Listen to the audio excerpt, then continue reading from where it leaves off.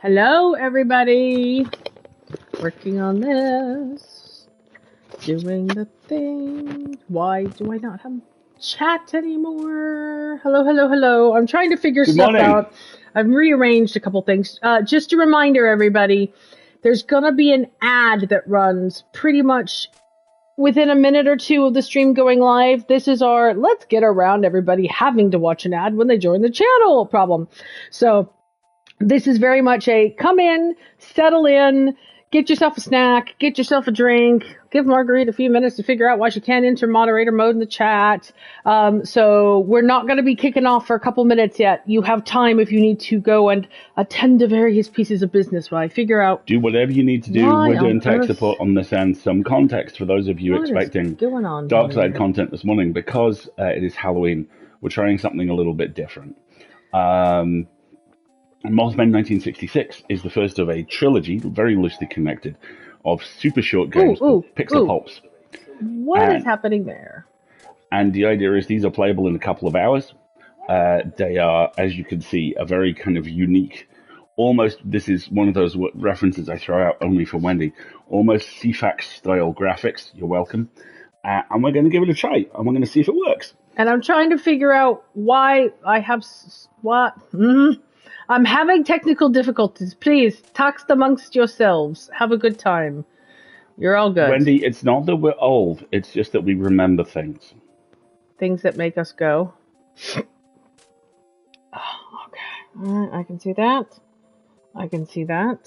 The ad break is going to start in about 10 seconds, everybody. So if you have an ad, we'll see you in 2 minutes. If you don't have an ad, you can listen to me talk out loud while I try to figure out why I can't moderate things. You know, it's all good.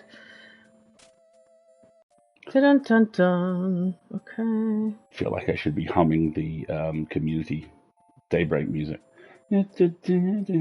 You can if you want to, but you don't really need to. Yeah, but no one wants to hear me sing. Funny you should mention that. One of funny story I would love to tell you. One of the I love you. Of course, you have a funny story. Stretch goals that has just been unlocked in the Redracula crowdfunding is the concept album. Yes. Which means at some point Stephen and Tal are going to ask me if I can sing, and they will find out what the word "well" written down sounds like. I love you dearly. I do not sing. Homie don't sing, homie don't dance.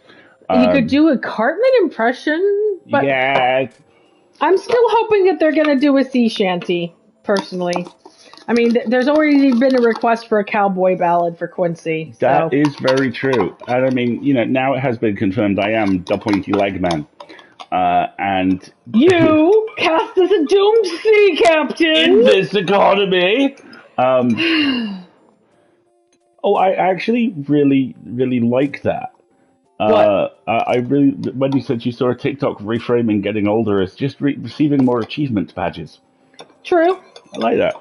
And that's very kind of you. And carrying more insurance, so you have less. Yeah, you know, and give. also it's very kind of you. I can carry a tune in a Cartman-shaped bucket from time to time. It's just I shouldn't. You guys.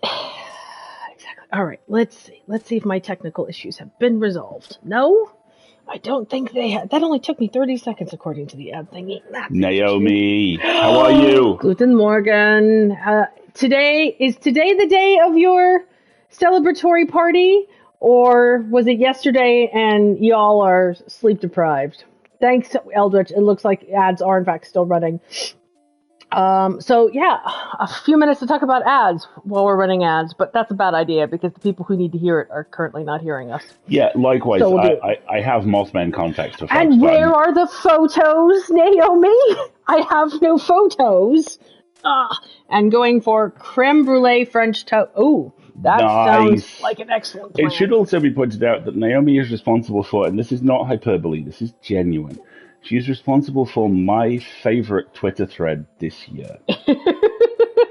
Because... about the indignation of your tallness? Because Naomi has Matty from Neighborly over visiting. Neighbor Day is Neighbor Day. Anyway. I just want to enter into the record that you did that of your own free will. Well, you were going to. I had to beat you to it. Thank you. In conclusion. And the ongoing scandal of my height was brought up. because as Naomi is on record as proving, I am an awfully tall. Apparently. And the brilliant thing about this is that this thread has rumbled on a full week, and several other people from podcasting have wandered into it and gone, I'm sorry, he's how tall? And I'm very touched. I am charmed. I am endeared.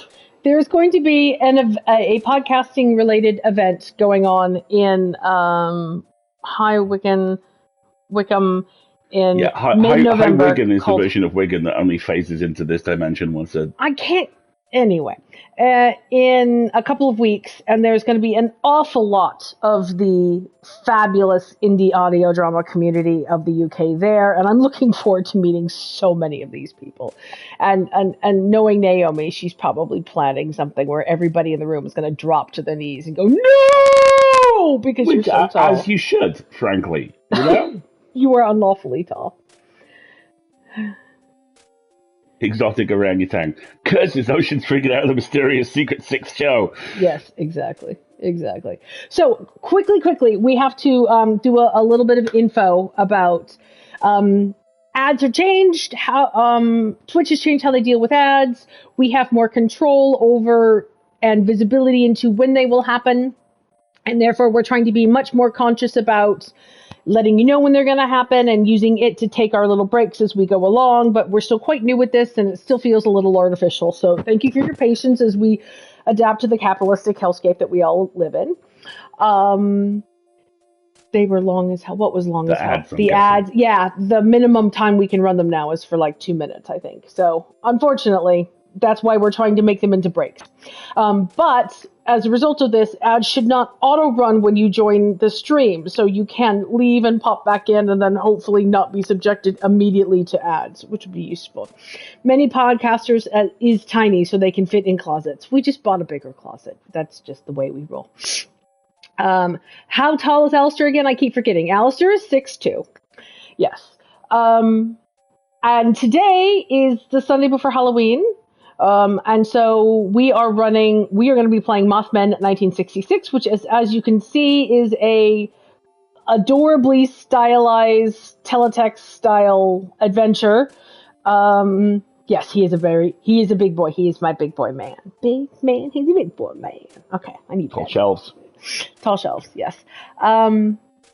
So we're going to play Mothman 1966. We're supposed to be able to complete this in 90 minutes. So 2 hours minimum. So for us, that'll be probably 3 hours. But it's Halloween, so we can stream a little bit longer. If you can't stay with us the whole time, that's fine. Valhalla awaits you.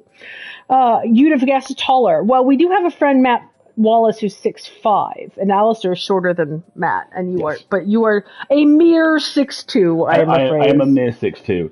Or as our friend Preemy reports, 8 foot thrive. Well, as Wendy says, his personality is 7 foot. Aw, yes, God. Absolutely.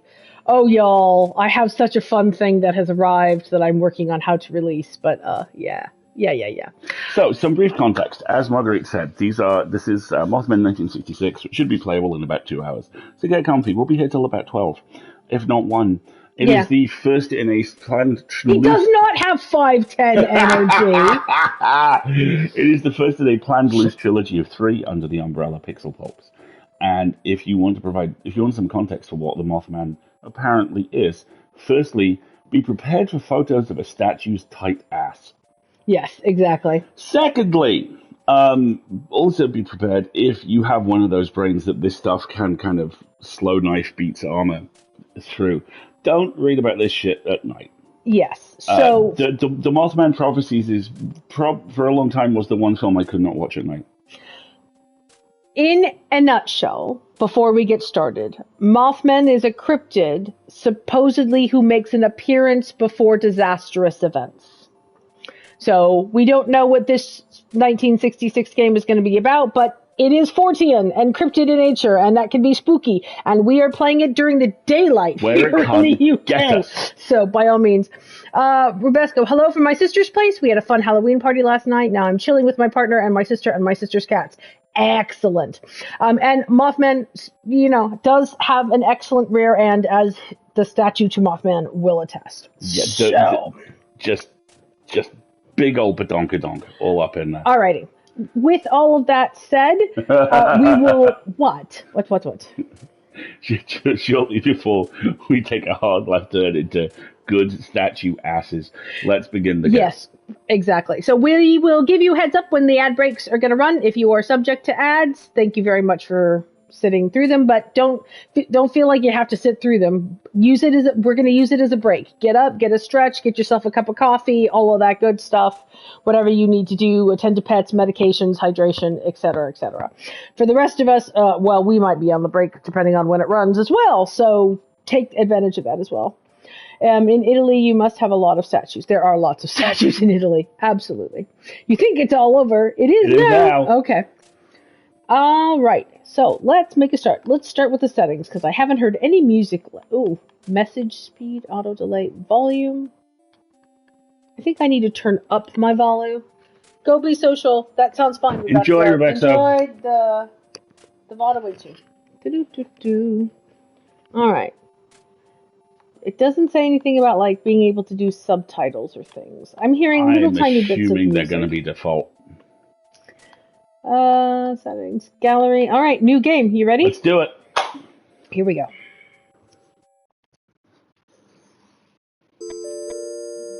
Prologue. Press anything to continue. So this character's name is Holt. He appears to be in... I'm getting Greaser vibes. Or prison uniform. Yeah, I'm not going to lie. Let's see. Holt. Oh, he's a gambler. Or 3 red and 5 black in the discard pile. Okay. Let's see, we've got... Oh. Of the 6 cards face up on the counter, 2 are red and 4 are black. So flush. So 5 red and all, and 9 black. Or maybe he's playing solitary. Don't know. We do my silly little MMO dailies, so I'll be here but only in chat when I have a bad joke to make. Amazing! Yes, consider this excellent maintenance time as well. If you need to attend to, I don't know, crocheting adorable costumes, Wendy, or any other thing, this is Chill Gaming, we'll be here. You have no more moves. He's playing solitaire. Interesting. All right. So you have to bet now. Maybe not. I don't do cards, y'all. Yeah. Oh my God, Wendy. Oh my God, that costume. Okay. Thank you so much. I did not pay enough attention to this to know what I was doing. I think you're playing blackjack. I'm gonna say black card because I need a black card. Yeah. Oh, don't look at me. I don't do cards. A large majority of the face-up cards are black. And you know the betting against the streak is usually dangerous. Even though you've already chosen, you decide to stay away from the counter. You can't bear losing again. Interesting. You think of your grandma, Elsie, trying to win at solitaire for over 60 years. Yep, see? Solitaire. And a new technique for that one, and worked out how to make teeny tiny pumpkins. Yes, and the teeny tiny pumpkins are adorable. Wendy, I think it's your finest work to date. It's just incredible. You take a deep breath and keep sweeping. He's playing solitaire while he's sweeping up the corner gas shop. Elsie's been paralyzed from the waist down since she was 21. Your mom was only 2 months old. Aww. Elsie's your grandmother. The winter Elsie taught you to play solitaire. Your parents and sister had been dead for almost a year, and you'd already begun to forget their faces. So you've been raised by your grandmother. Although you cook for her, do her laundry, bathe, and even dress her, it still feels like she's the one taking care of you. Aww. You close your eyes and almost feel Elsie stroking your hair.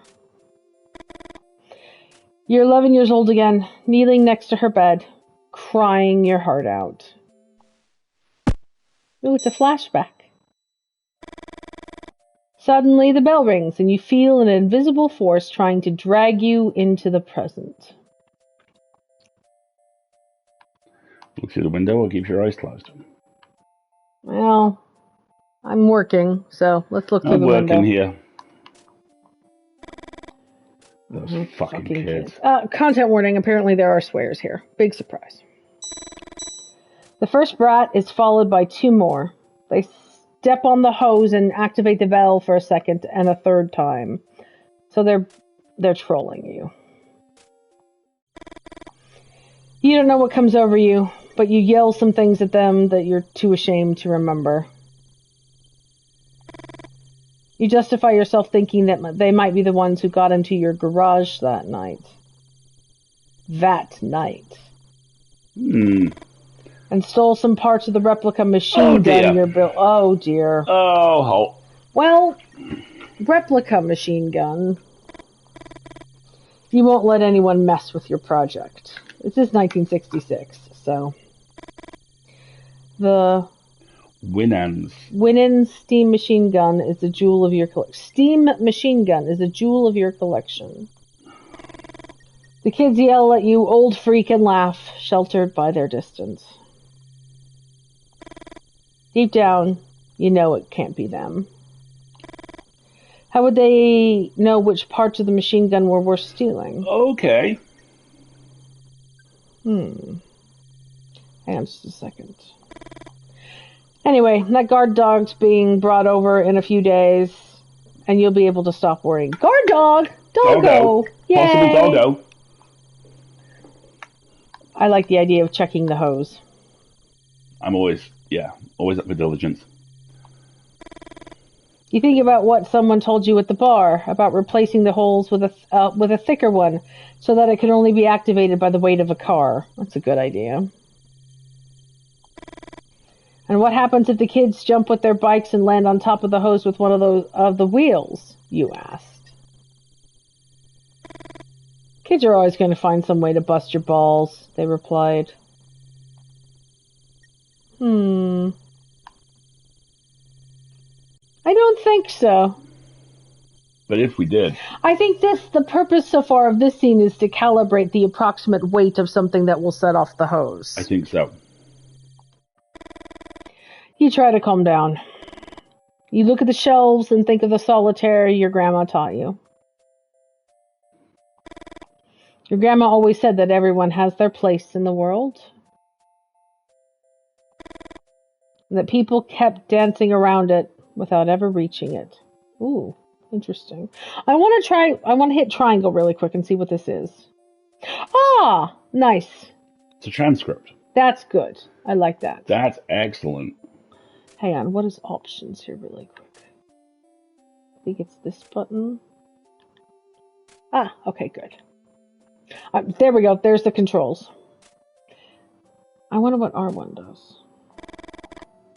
Oop, it just skips. Hang on, I've missed something. Oh, there we go. To win the solitaire, you have to stop dancing. You know that the chances of winning are incredibly low. Almost zero.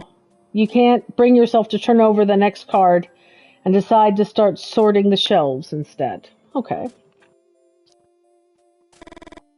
Doing simple jobs builds up your self-confidence. Same here. Word. And provides you some illusion of control.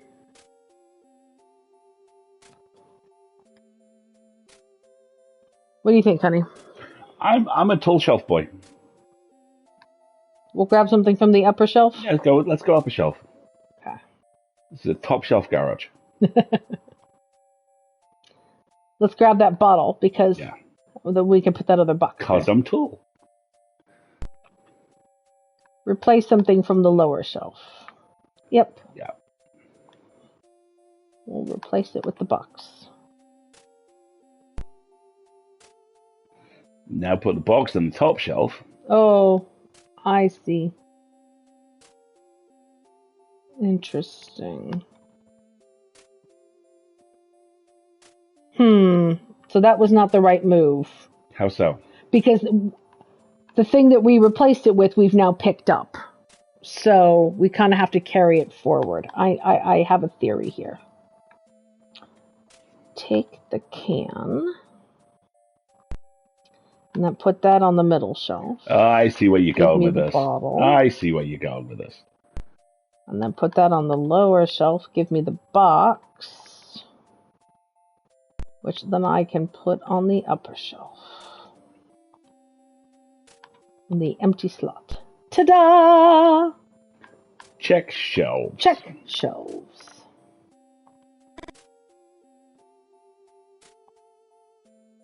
Trophy urns. The illusion of control. Excellent. I approve of those kinds of trophies. There we go.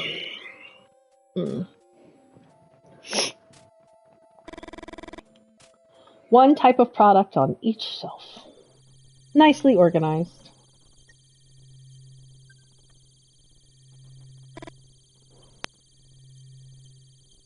It's the feds. Is that the door?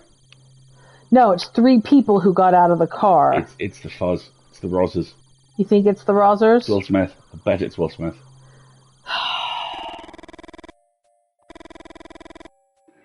This time shorting the shelves doesn't help. Reminder to all, in the event of an apocalypse and or the breakdown of Western civilization as we know it, please follow Marguerite, because she can work stuff out. I'm a blessed man. Reach them tall shelves, baby. You feel the same urgency as before, and you can't think of anything else.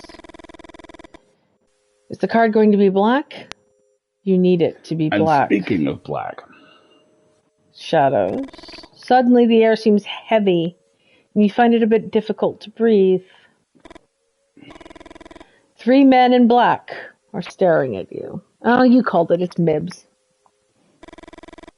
Through the window, you see a black Cadillac by the pump. People who drive black Cadillacs and dress like men in black are not robbers. Well, not in the conventional smash and grab sense, huh? Also, notice the guy on the right is entirely in shadow and you can see his eyes. Well, right. That's because he probably has a dark skin tone. Which also tells me this may be a federal agency because there is, in 1966, it is a mixed race group. I did not know that. Voices. You can behold. Yes. You wish you'd asked them how they got into the station without you hearing the door open. Well, you weren't paying attention because I did ring the bell. Or how they left the car there without the bell ringing. Really? But that trembling yes was the only thing you managed to utter. The moose. The moose. After a few seconds of not receiving any response, you decide to break the silence. What is the deal with the moose? Should we ask them what's up? Do they look like they're going to answer us? No, but let's do this. Fuck the police. You bought a woman a whiskey. You don't know if it's the right move, but you try to relax and be more friendly. You know of a more effective way to socialize? You told her the dream about your grandma. A chill runs through your body. It's been a few weeks since that night.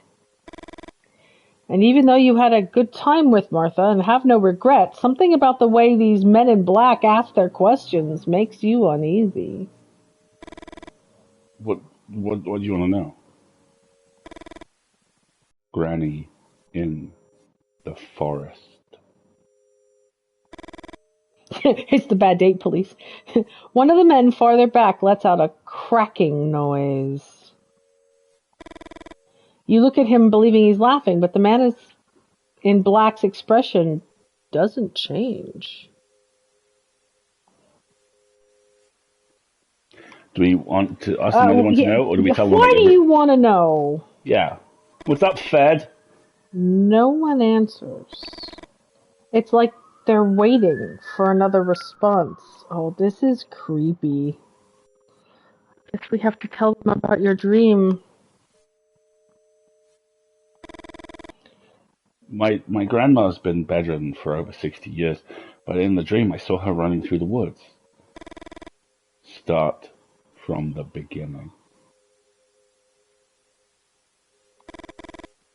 And don't omit any details.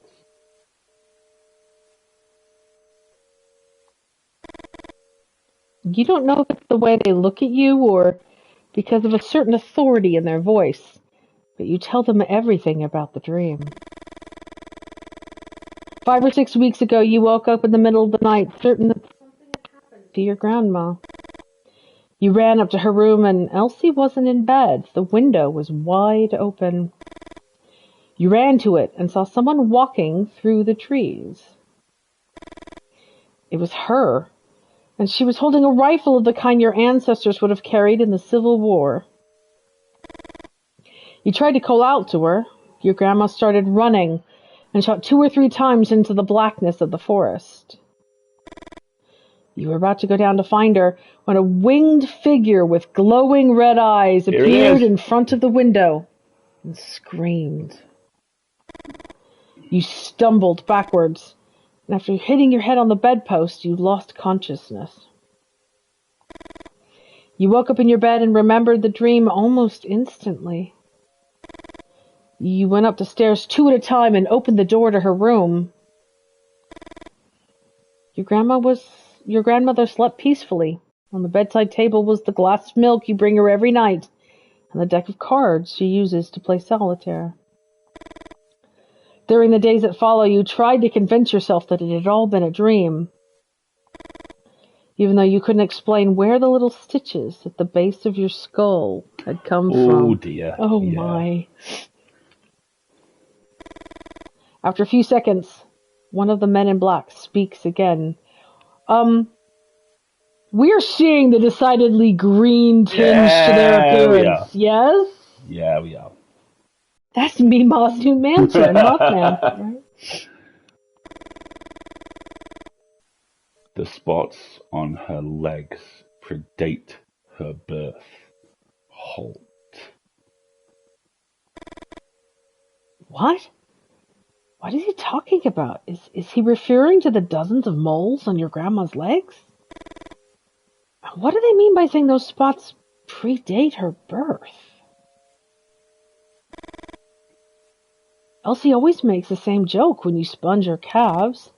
Be thankful that you have to clean my legs and not my grandfather's.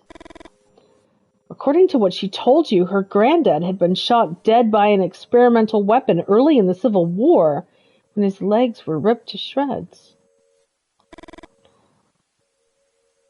The Winnin' steam gun, son. A machine gun that didn't appear in any book. You think about the replica you're putting together in the workshop, and you wonder if it was the men in black who had stolen those pieces. You're not telling anyone else about this visit, Holt. You start to complain when one of the men in black picks up a card from the counter. The top card of the deck. The crunch horrifies you. He's eating the card.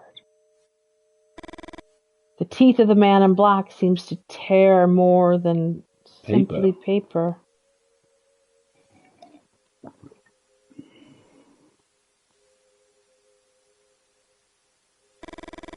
Desperate, you throw yourself under the counter and look for the card.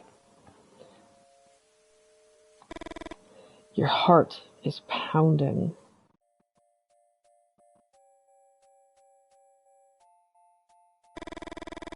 You look out the window, and you don't see the Cadillac.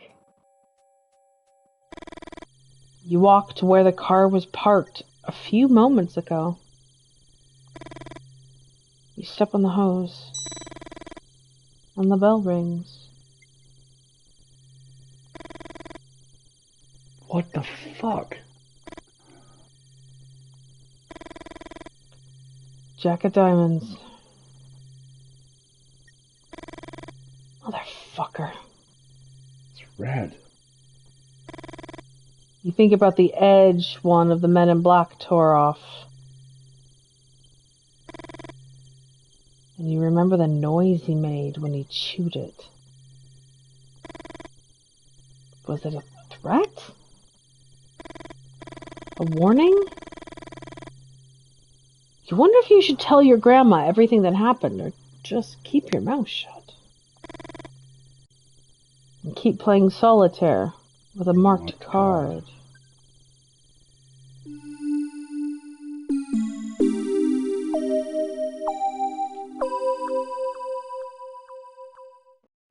That was the prequel, right? That's the prologue. That's the prologue. This is intriguing. Chapter 1. Lee. Oh. I know where all the chapstick in the house is. Good, thank you. None of it is in a shoe under your bed. Good. It's all good. Fine. I briefly for a moment pondered sneaking a chapstick under the bed and then not telling you. But I know I wouldn't appreciate that if you did it to me. Oh, But you can watch Mothman later today if you want while the sun's still up. No, I don't. You sure? You watched Flatliners yesterday. Yeah, and I might watch Ghost Watch today. Oh no. Ghost Watch terrifies me. Really? It really does, because I know that there are things happening during the movie that I am not seeing, that it's just like, ah! The thing which always weirded me out. Yeah, Stitch is right. Just remember, the sun will set an hour earlier, Yeah, it will. so exactly. The thing that always weirded me out about Ghost Watch when it was released on DVD for the first time was that the DVD menu is the shot from the kid's bedroom, Mm-hmm. and it's sometimes Mr. Pipes is standing behind the curtain, and sometimes he's not. Oh, God. All right, Chapter 1. Lee, who I'm guessing is maybe this kid grown up, or him younger, not sure. What's wrong? I told you, it's nothing. Damn pause again. You do the narrator of this chapter. Damn pause again. Something she's not saying. I'm going to turn the music down. It's a little bit loud. Yeah. You hear the little greaser 50s music going on? Just... Okay, the little Mothman as the volume slider is kind of adorable. There we go.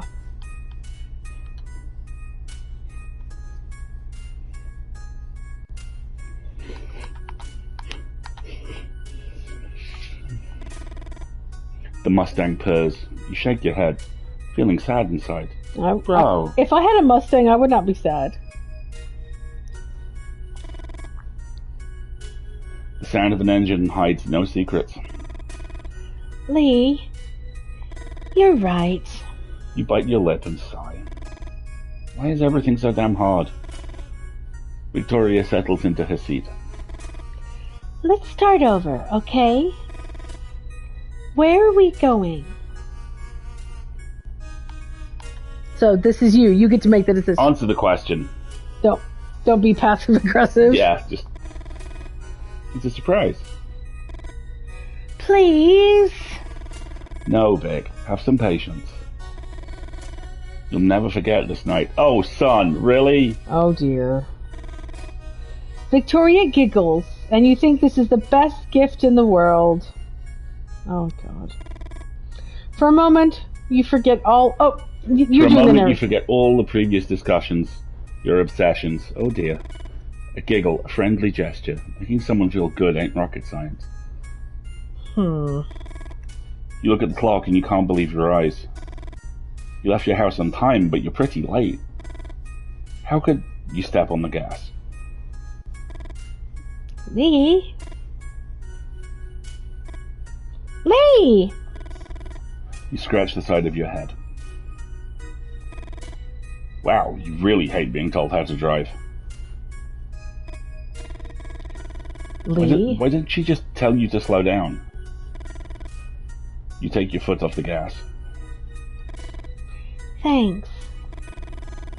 You're trying your best. This is not a relationship that's going to last long. No, Incel Magoo here. You really think Victoria could be the one? I mean, she's the one that tolerates you. Your dad once said the perfect woman doesn't exist. Couples form when people get tired of looking and just give up. Wow! Delightful! You remember your mother's rants, all those women's names she rattled off as if they were part of an endless grocery list? You won't end up like him. You already have, son! Anything but that. You try and smile and force yourself to be more cheerful. You want a clue? Yes. Victoria looks into your eyes and you feel a warmth on your face that takes you by surprise. Oh dear. What is that like? Oh dear, yeah. You felt the same thing the first time you saw her in college. You keep looking at her for a few seconds that seem like forever. What? Do I have a booger? Where? You can't help laughing out loud and have a hard time containing the urge to kiss her. Give her a clue about the myth. Oh, fucking hell. Myth? Yeah, myth. One would be a source of superstition, but we're talking thousands. A source of superstition? A black cat? Victoria looks at you expectantly, desperate to be right. Cold. Origin. It comes from far away. Victoria makes a gesture for you to complete the sentence. You just shrug. It comes from far away. I mean, that could be anything. Guess then. The circus? Freezing cold.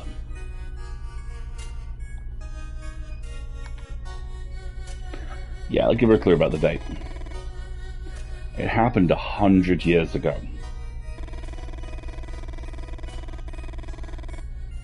Victoria answers almost immediately. After all, you're both majoring in history. The end of the Civil War. No, not in 1865. I mean exactly 100 years ago, Vic. Oh, let me think then. You're running out of time. There was a cholera outbreak in 1866, right? Nope. And how twisted do you think I am to set up a date themed around a cholera outbreak from a century ago? Victoria laughs and hits you on the shoulder. You chuckle and act like it hurt. I know, I'm with you, Wendy. I very much don't like horror that relies on, if he just talked! Yes, I'm very much expecting a let's split up and look for clues here soon. Have I told you my theory that Event Horizon is the third movie in the trilogy that takes a hard left turn into horror? And before that, there are two excellent movies about space rescue people doing space rescue things. I have a comment here for after the stream, because it explains something about you. You won't guess it unless... You reach out to open the glove box and Victoria grabs your wrist. Better leave it to me. Victoria opens the glove box and examines its contents. A folder, a box, a flashlight. What are you looking for exactly? Look under the flashlight. Alright.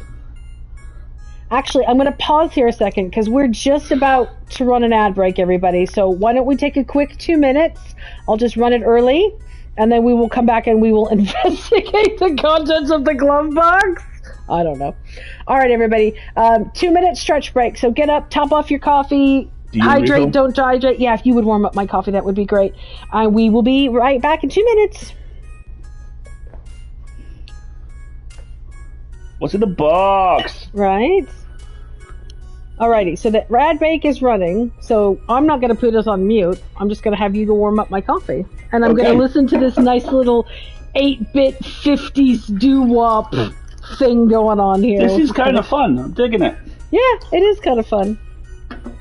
That's rom-coms too. If they communicated, there'd be no rom-com either, right? Exactly. Exactly. Oh! Alrighty. Stretchy's time. Well, that and cupboards? Because, like, people do everything right and it still all goes horribly wrong. Wendy, how do... Oh, are you saying that cupboards are things that people do right but then still all goes horribly wrong? That sounds hilarious.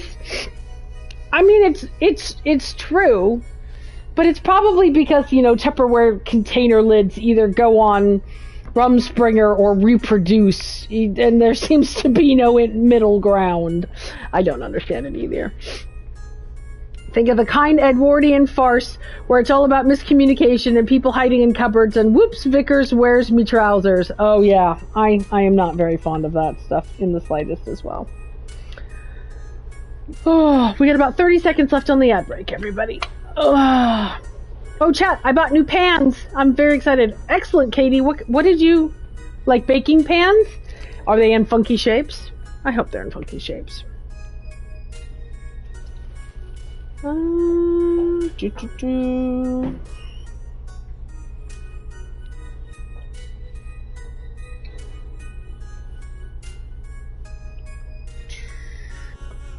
Oh, you call that genre of farce cupboards. Ah, okay.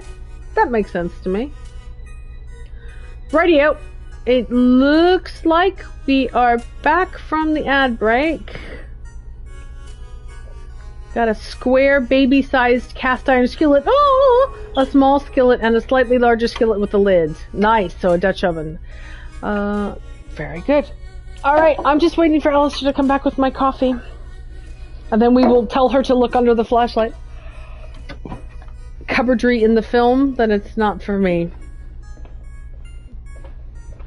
Wendy, what's the name of it? See How They Run? Yes. If you have not watched See How They Run, which is a movie about... The Mousetrap.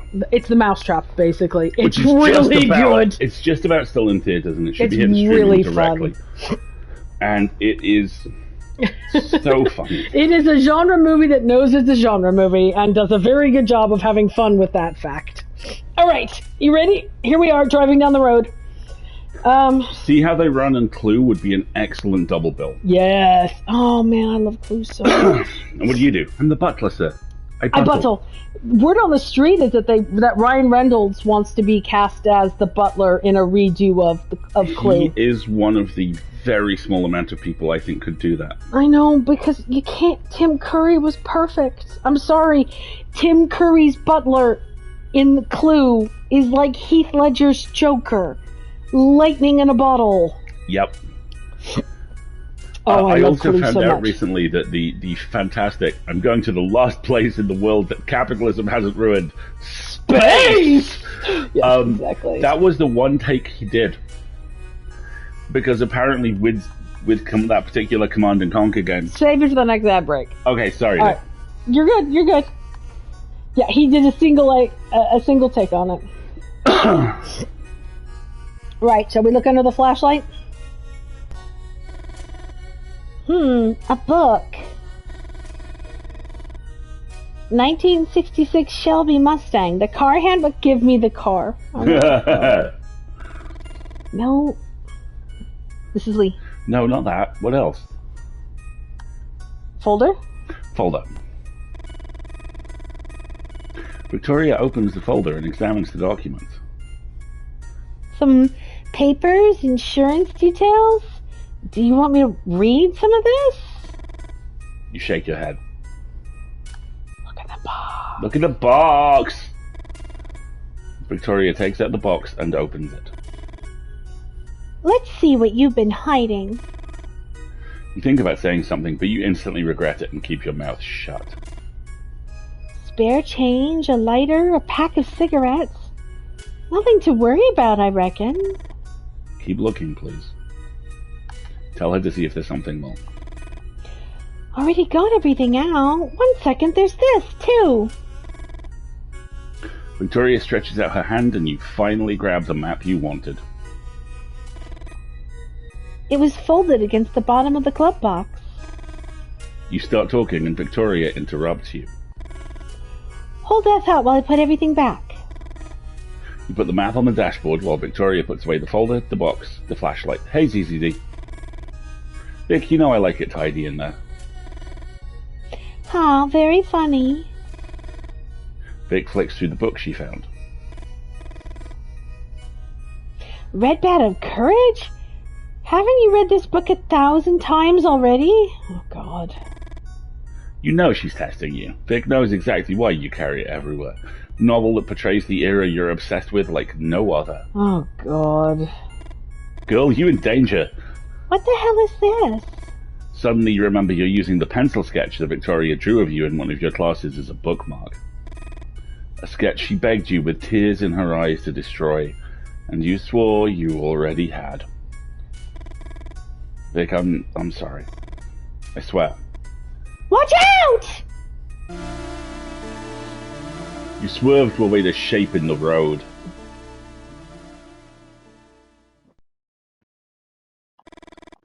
Victoria looks back. Lee? We almost ran that thing over! You put your hand on Vic's shoulder, trying to reassure her. Victoria points ahead. See, this is Mothman 1966. Just keep your eyes on the road, please. She's doing it again, telling you how to drive. Joe Rogan wouldn't stand for this shit. At least this time she came right out with it instead of just saying Lee disapprovingly. You try to control yourself, but it's hard because you're an asshole. It's not just this last thing, but the build-up of all the small gestures. You take the map and you throw it on her lap. Victoria raises her arms in disbelief. The Leonids, Victoria. We're going to have dinner watching the Leonids. Victoria says nothing.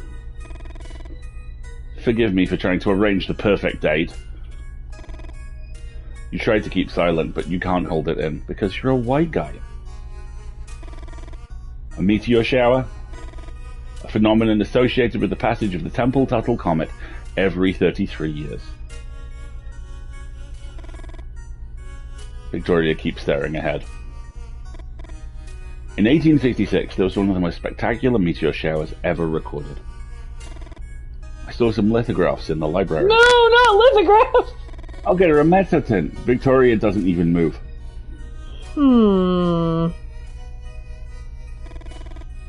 Everyone makes a wish on a shooting star. Imagine how many wishes you could make with thousands of stars shooting through the sky. Victoria settles in her seat. You know what, Lee? Shut up! You've never heard that tone before from her. Just keep quiet until we reach... She pauses as she examines the map you threw at her. Holt Station? You feel your heart pounding. Your hands are shaking. Holt Station. It's Holt's gas station. That's what she wants? For you to keep quiet? For you not to say a goddamn word? Your hands grip the wheel tight, all the preparations you made for tonight. Your friend Freddie had worked out the ideal place to see them in all their splendor, away from the city lights. And when you noticed Holt Station was inside the area, you didn't hesitate. But now Vic had ruined it. Here he comes, flying from the sky. What the fuck? Something hits the Mustang's antenna. It's awfully tiny. It's like little Mothman. What the hell is that? Stop, Lee, stop! Bat! Stop the car. He's not gonna stop. He's not going to stop the car. Yes, no? Stop. I would stop the car. Okay. Even though actually we can't stop here, it's just Bat country. This is you. You slam on the brakes. Instinctively, you put a hand in front of Victoria to keep her from hitting the windshield. You get out of the car and you find a dead bat in the headlights. The animal had hit the antenna and somehow got entangled.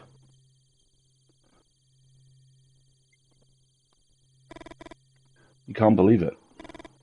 What are the odds of something like this happening? What, you hitting a bat? Pretty high, my guy. Don't bats have some advanced echolocation system like a submarine sonar?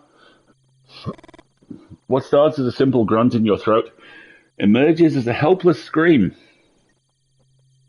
Fuck! This is what I get for trying to do something different. Should have gone to the movies. Hey.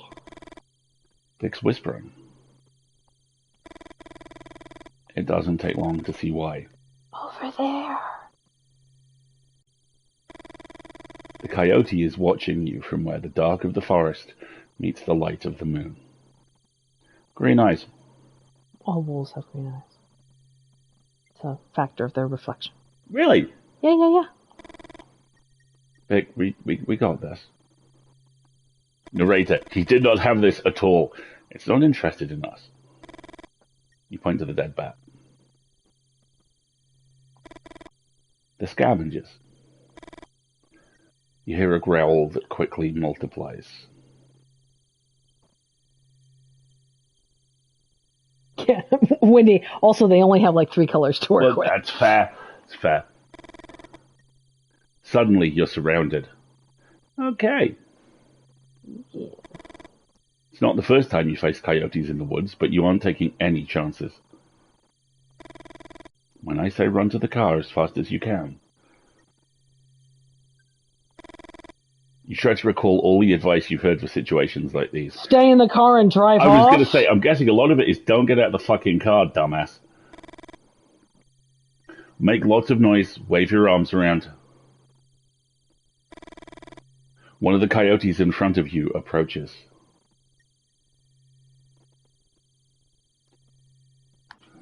What are we thinking? You should yell. Yeah.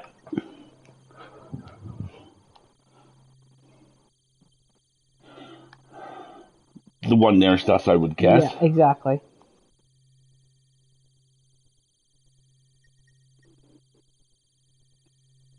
Right in front of you. Yeah. Oh! The coyote closest to you leaps forward with a savage bite.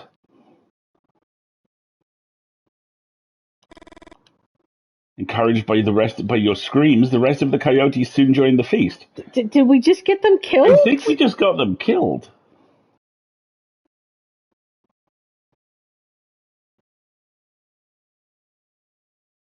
Retry? Okay! Okay, let's retry, shall we? Okay, so you'll die if you try yelling. So- Shall we run to the car? Content warnings for this include being eaten to death by coyotes. There is some profanity. There is heavily implied violence. There is, implied violence and death and a really dysfunctional relationship. Let us run to the car.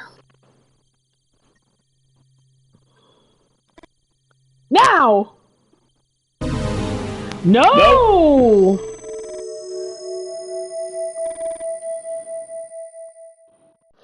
Okay.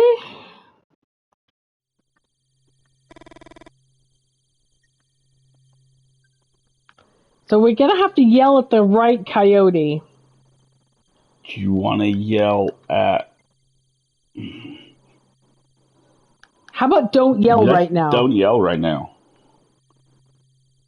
See, that's our only option. Running to the car and we die. So we have to yell. So it's going to be the coyotes on the other side of the car, right? No, it's on this side. It's just a matter of picking the one who moved, I think. So I'm thinking the one to the right, because that's nearest to us. We yelled at the one in the center. To your left is the one that moved. Aha. Yeah, see? Another coyote advances. You look into its watery, bloodshot eyes. I think I know how to do this. Okay.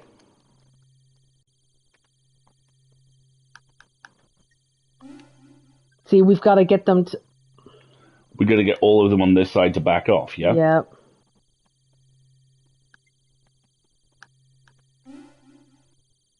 Now we go for the car? No, we can't go for the car now. Because they're too But close. something's advanced. Three coyotes advance at once. Yelling or waving your arms around won't be enough this time. Bang on the hood. It's a great idea.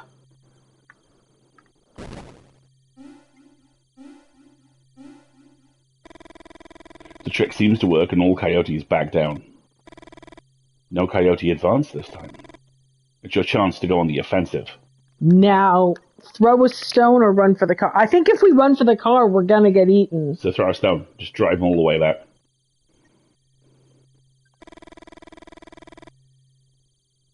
Four stones. Okay. 5 coyotes. Okay. Pick them up.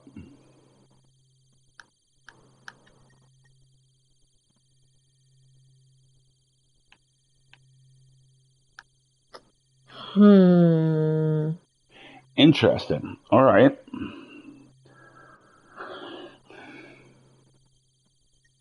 I'm inclined. I'm inclined to try the other side of the car because Yeah. if they break and run, then the rest of them will run. Yep.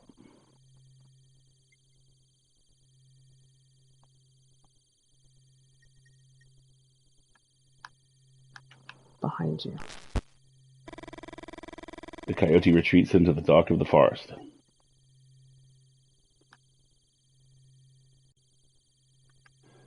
This might be Go ahead. not correct, but my instinct is throw stones at the 3 on this Yes, side so that you can get into the car. because the other guy's got the furthest distance to travel. Yeah.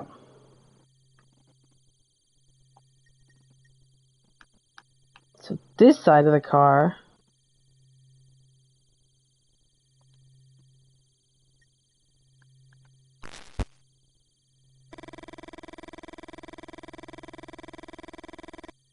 Oh, I got 2. Nice. Okay, good.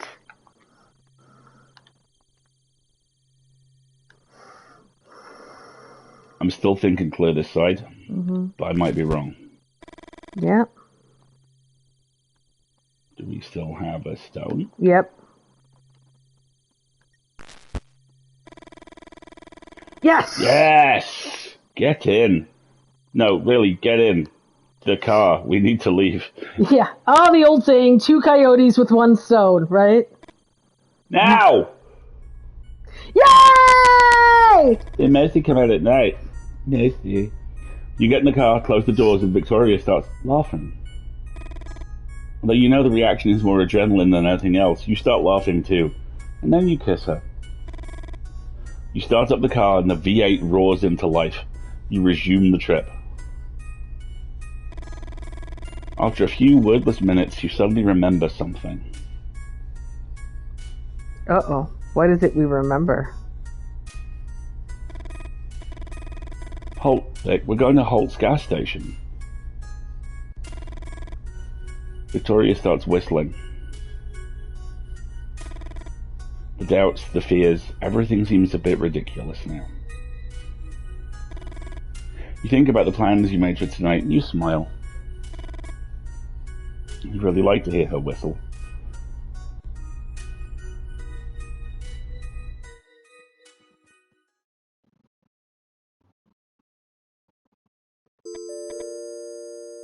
Interesting. Very interesting. How far from that break are we? Oh, 20 minutes. Yeah. Great. So we're good. I think we Fight can probably... coyotes and strengthen your relationship. Apparently, right? 2 coyotes with 1 stone. Exactly. All right. So are we going to get Victoria's point of view now? Or we haven't had any, like, point of view shifts. It's all been pretty linear.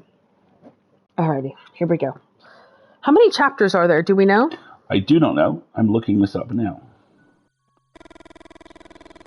Lee turns off the car and looks you in the eye. He smiles, and that smile seriously pisses you off. I'm not holding back. And tell him he's an asshole. Before you can open your mouth, Lee taps you on the leg. Wait here, Vic. I swear you won't believe it. You bite your lip and take a deep breath. You see him greet someone. Holt? Lee had written Holt Station on the map he'd thrown on your lap 20 minutes ago. He'd written it by hand, and it might as well have said Hort Station or Holt Station. Hell Station, even. Lee's handwriting has always been intriguing to you. You remember that time you mentioned it to him, and he responded with a disproportionate anger. A nonsensical rant which involved several philosophers of language. And all because you told him his handwriting was dreadful. But you now know where those reactions come from. That night you two got drunk by the lake, Lee told you that his father would have wanted to be born ugly. After the initial surprise, you couldn't stifle a belly laugh, and Lee looked down. For a few minutes, he didn't want to tell you anything else. Hi, Zalia. Hey, Zalia. You finally convinced him to continue. I always got what I wanted just by smiling. Ugly people have to develop other muscles. Unfortunately, those other muscles are the ones that last. You couldn't believe those words had come out of the mouth of a flesh and blood human being. Maybe some poorly written character from a cheap romantic novel, but Lee's father? You picture Lee that night, throwing pebbles from the shore while telling you everything about his father's teachings. All that frustration. Was that the night you got pregnant? Oh, God. Oh, boy. Dear. Oh, boy. Oh, dear. This is taking a detour. You'd both been drinking. Suddenly, you find it difficult to breathe. The interior of the car feels like it's getting smaller and smaller. You need some air. So you get out of the car and say hi? Yeah, you know. Holt, right? Holt seems startled. Hello?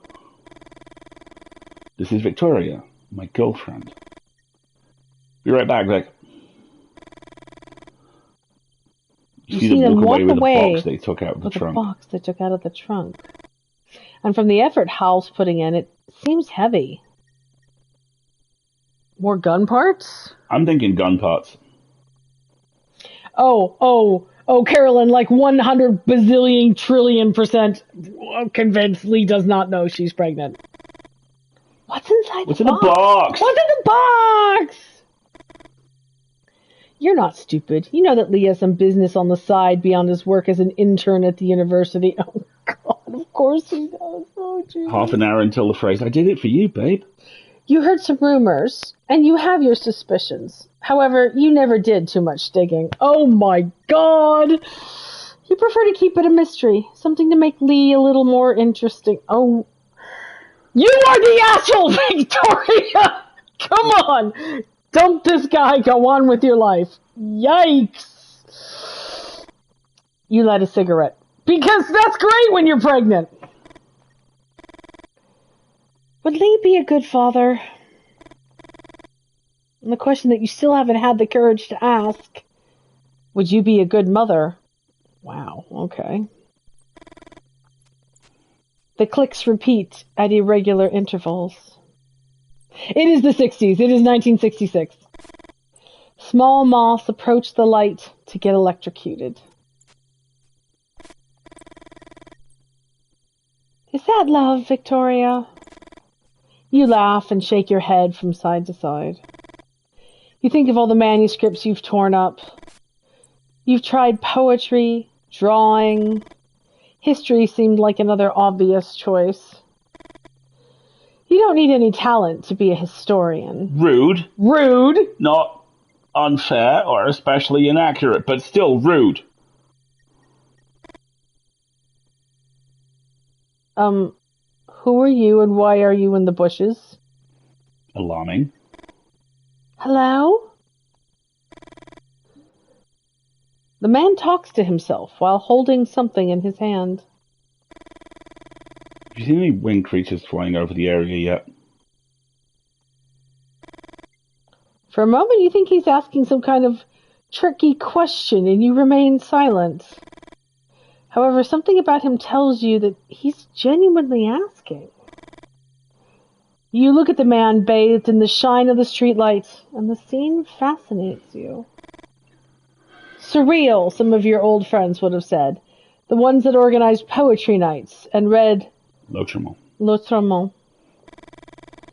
Excuse me, you are? Oh, yes, sorry. Hi. Lou Hill. Writer. Victoria Greenberry. History student. Winged creatures, Mr. Hill? Lou, please. Can I call you Victoria? You nod. I'm looking into about a dozen reports, Victoria. Numerous witnesses claim to have seen human-sized, winged flying creatures over the area. Angels? Lou smiles, but the smile does not last long on his face. Oh my god, he's a paranormal investigator. Look there at the top of the trees. Won't take you long to find one. You aim at the area Lou just told you. Everything's blurry, so you decide to adjust the binoculars. Folks, brace. We're about to adjust the binoculars. And jump scare.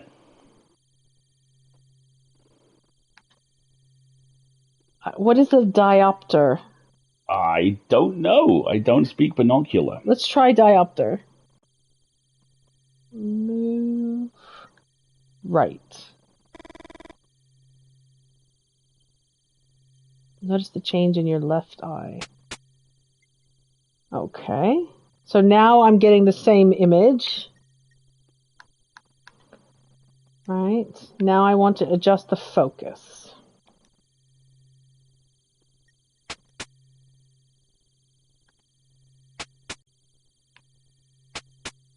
No, right is good. That's becoming more diffuse.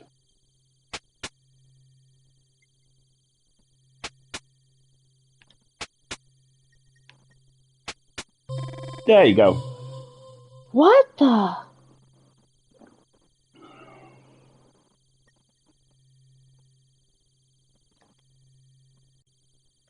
First sighting. It was just a second. But you think you saw something up there. Was it suggestion? I don't think they're angels, Victoria. But before I tell you my theory, I need your help. Could you draw in this notebook what you just saw? He says, handing her a page that's already open. Yeah. Leading. Just, Well, she's an art student, so yeah. That's fine. At any other time, you'd have refused with some witty comment. But there's something about Lou Hill that invites you to play along. You wonder if the fact that he presented himself as a writer has something to do with it. Alright, let's start with the body. Small round body with chicken wings, wide chest with human chest with huge wings. Is that what we're thinking? That looks human chest with huge wings to me.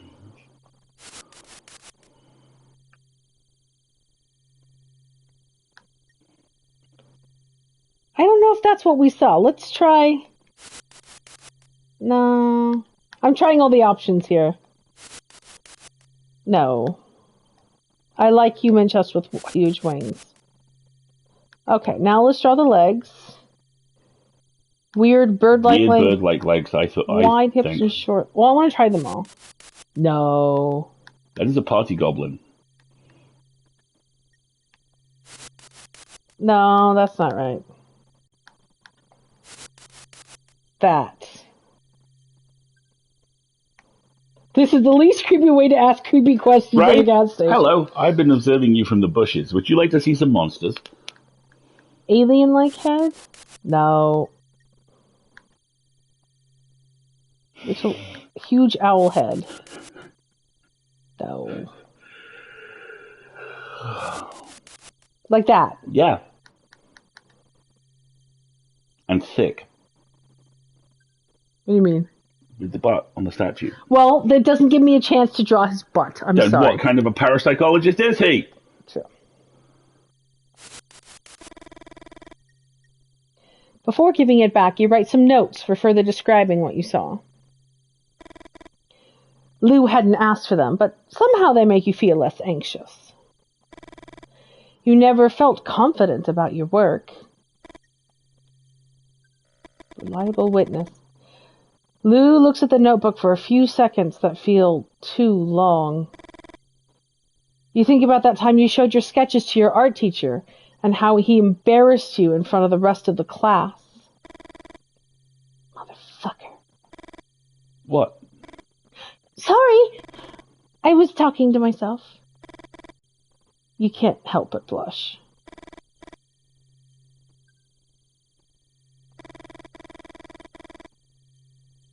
For once, you're glad to hear Lee's voice. All good? Although he seems to be talking to you, Lee keeps staring at Lou. Funny that. Lou Hill. Writer. Lou holds out. Lou holds out his hand. Lee Miller. Historian. Lee walks over and puts his arms around you. His back to Lou. Oh, God, dude power move. You know he must have been annoyed that Lou introduced himself as a writer. Although it's hard for you to admit it, you like to be hugged. You feel safe. You think you would also feel safe in your grandmother's arms or in the arms of any of the other strong women in your family. But the heat of Lee's body, the hardness of his muscles. You remember all those biologicist arguments you hate so much, and you can't help but smile. It's like you're cheating when nobody's looking. Come on, Vic. Let's see the surprise. Close your eyes. No. Fuck you. Always so nice, Vic. Lee might be insufferable, but this time you feel he's earned it. You walk in silence to the back of the station. Oh God, he set a table at a gas station for you in the middle of nowhere. Honey, you're gonna get killed. So, what'd you think? Lee's smile stays put. Why doesn't he lose that damn fake smile? A romantic dinner for two, under the same meteor shower that amazed our ancestors. You instinctively put your hand to your belly. And when you realize it, you quickly put it in your pocket. You look at the dog tied to the post. Exactly, Stitch. I was going to say, it's a couple days after the prologue. The dog growls into the dark. Fangy boy.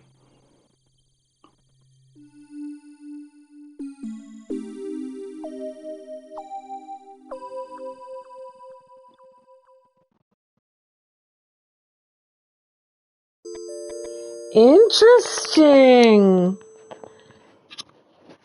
So, okay, okay. So, see, the prologue involved Holt, and it was his kind of backstory as running the gas station. He was harassed by some kids, possibly visited by a Mothman who ate one of his playing cards, and talked about getting a dog. So a few days later, the dog's here. Yes, exactly. Oh, this is kind of weird. All right. Shall we continue the next chapter? Let's do the next chapter. All right. How many chapters are there? Did we look it up? 10. 10 chapters. Okay, cool. Holtz. You've known... no, this is Holt, so you're the narrator. You've known Lou Hill for a few months now. First time you talked to him was at the Moose. Lou was looking for information about some unusual lights in the sky. Nobody would talk to him. Before going to the restroom, you went over to his table and suggested he buys people a drink first. When you got back, Lou was already talking to Rick and Stella, their tongues sufficiently loosened. I don't know who Rick and Stella are yet. Lou raised his glass in your direction and he smiled. Although it wasn't you who gave him the nickname, you still feel a little guilty. Since that night, most locals refer to him as Lou Refill Hill. Refill Hill, nice. What do you recall about the encounter with these men in black? You smile. What does he mean? It had only been a week. You think about how to answer. You know Lou, he loves asking questions. So you're going to tell him one thing and one thing only. No follow-ups.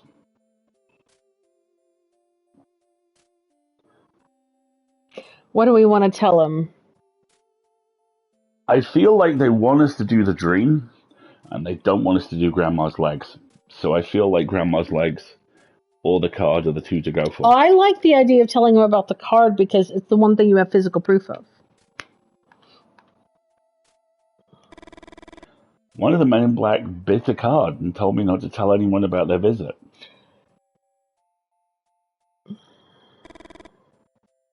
Lou listens carefully. He seems to hesitate, and you seize the opportunity to change the subject. Yeah, it's for anyone who didn't see the prologue, that's a really weird set of options. You know, otherwise he's just going to keep asking you about the encounter all night. Red or black? What? The card. You turn over the card. It's red. Good. It's the solitaire my grandma taught me. No one could ever win it. Lou suddenly seems interested. And how do you play? Oh yes, explain it. Because I, the player, wish to have this explained to me since it seems to be a recurring feature. Rules are simple, but winning, there's a reason why it's called the Impossible Solitaire. Let me show you.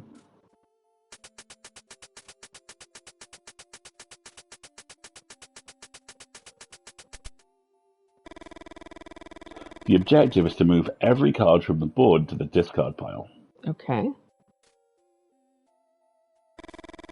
You can move any card whose rank is one higher or one lower than the topmost card in the discard pile.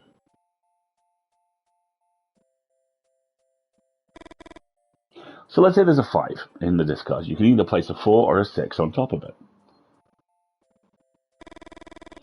And remember that if there's a K in the discard file, you can place an A.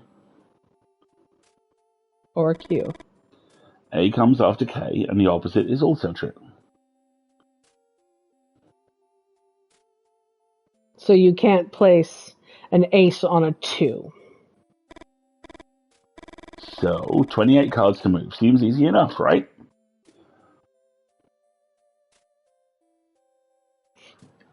Okay. So, select a card. It's a 3, so I can move a 2 or a 4.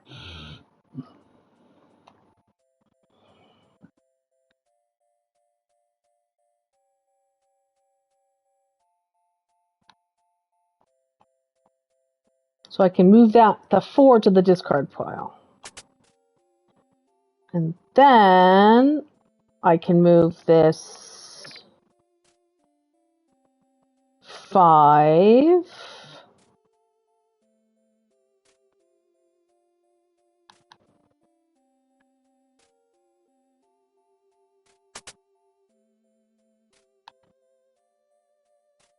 And now I can either move a 4 or a 6, and I don't have any more 4s or 6s. I have a 6 right here, but I don't have any 7s.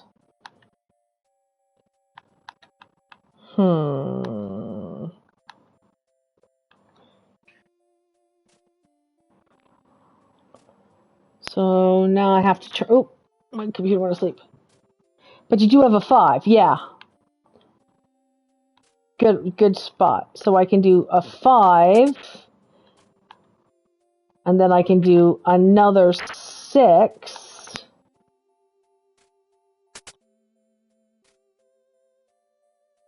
So now I'm back where I started, but oh, we got an ad break that wants to run. Ugh. Folks, how about this? Why don't we go ahead and run the ad break for 2 minutes? while I try to play the solitaire game. And if we get stuck with the solitaire game and it goes back to the plot, we'll pause. How's that sound? All I'm right. gonna get a refill. Yep. Dude, use this as a chance to get up and take a stretch and get some refills and stuff if you need to. I mean, we've been playing An hour and a bit. an hour and a half now, so if you haven't gotten up and moved since the stream started, this would be a really good time to do it. Alrighty. We'll be back in a couple of minutes. And in the let me just make sure that that's kicked over. Okay, great. And in the meantime, let's see. I think I'm going to have to turn over one from the stock because I don't have another 5 and I don't have a 7. So turn a card from the stock. What is interesting to me is this game is all based on ranks, but it's not based on color, but yet he's obsessed with red and black. When you're stuck, you can turn over a card from the stock to the discard pile. But to turn it over, you need to make a bet first. Okay, there we go.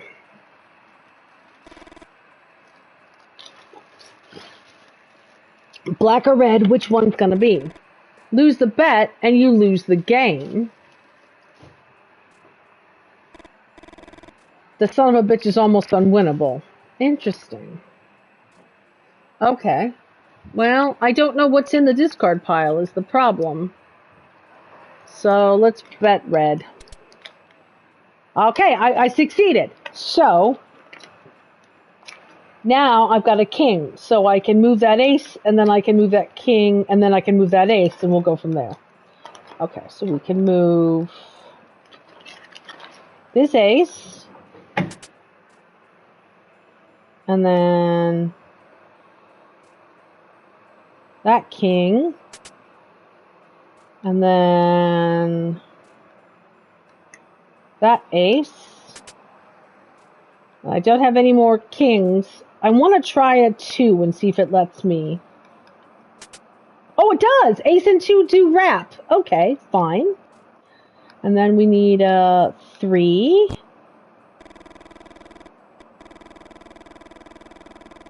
Only if it ranks 1 or 1 higher. Oh, that's a J. Okay, select a card.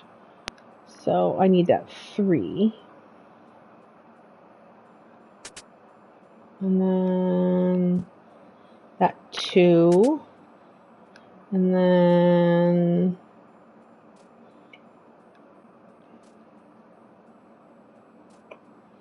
that.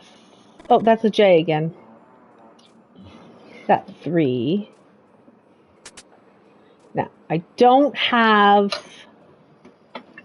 any 4s or 2s, so I gotta turn over one from the stock. And I'm gonna bet it's gonna be black. And it is! Okay, so I get to continue. So I have a 10. Oh, no. So now here's a Jack. And then here's a 10. And then, oh, we can go to the 9 and the 8. Yeah, there's a 9. And then there's an 8.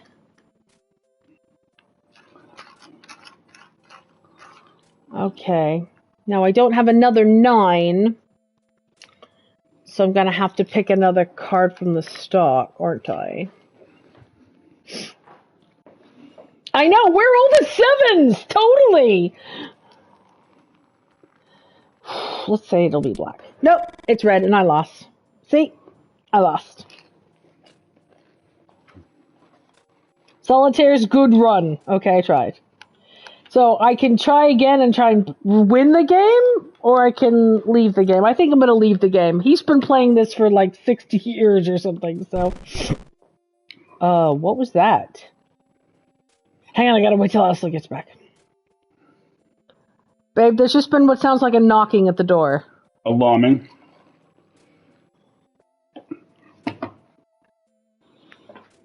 I played solitaire. I did not win. Big surprise. The house always wins. You hear barking from the back of the station. Trent. When they brought him in, they told me his name was Chase. Fuck it, it's Trent for me. You know Trent, right? From the Moose. Tall, prominent belly, scar parallel to the growth of his beard. You laugh heartily. Lou Hill might be a bit of a pain in the ass, but no one could deny that he was good with descriptions. You think about the book he's given you. Oh, God, what did you give him? He signed it and everything. Where did you... Would leave it. I call him Trent because he barks like Trent on Open Mic Tuesdays. Come on, let's go to the garage. And see the machine gun. Oh, God. This is such a Chekhov's machine gun.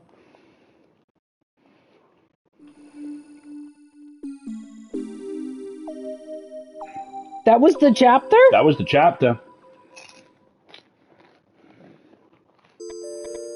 Okay, how many people want to bet right now that the Mothman's going to tell you how to win the black and red guesses and be able to beat the game by the end of this? Yep. Oh my gosh. Oh my gosh. All right, Victoria. You're having the worst date in your life. Oh. So is this his idea of a special date? Looking at shooting stars while holding your hand? Telling you his plans for the end of the semester? You can't stop thinking about the raw strength of the hug from a minute ago. Or how he scared the coyotes away by yelling and throwing stones at them. You think about your friend May, all those dark fantasies she told you about. That was a tangent! Okay.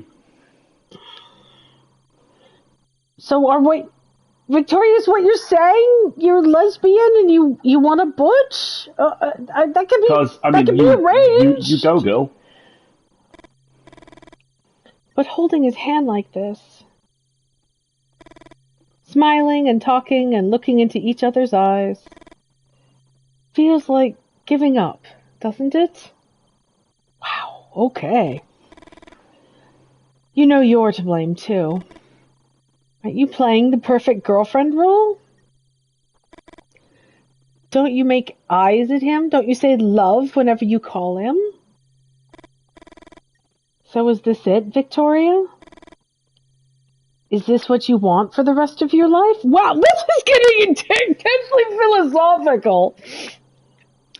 Right, Katie B? I'm like, you don't have to pick. I know it's the 60s, but... Both is good. Both is good. Why don't you make up your mind just for once?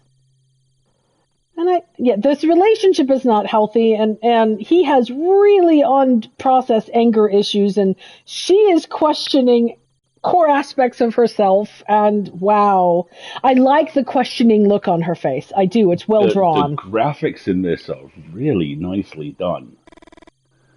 You think of May again, of those women she'd claimed to know who could solve your situation using a coat hanger. Oh, dear God. Oh, my.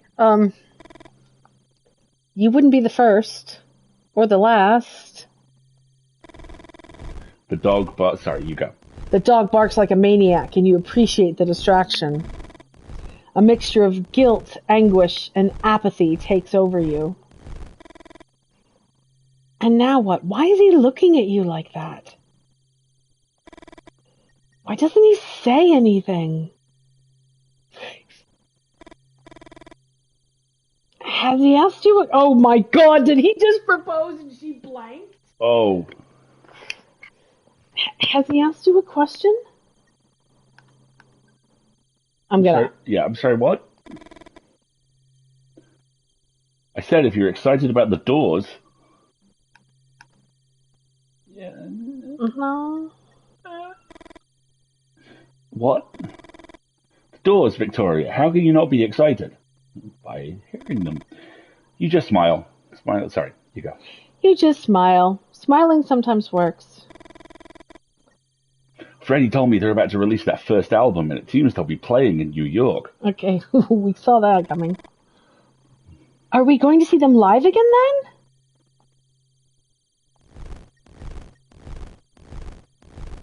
The dog barking every time he thinks frightens me.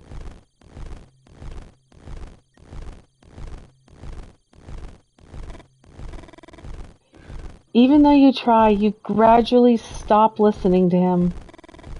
Hesitancy returns, and all those questions. The fucking dog won't stop barking.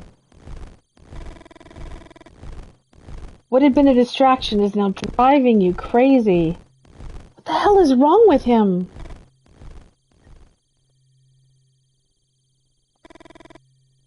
Shooting fucking stars. Why don't you make a wish, Victoria? How about going home, covering your head with a pillow and sleeping for 18 hours straight? You feel like crying and try to calm down.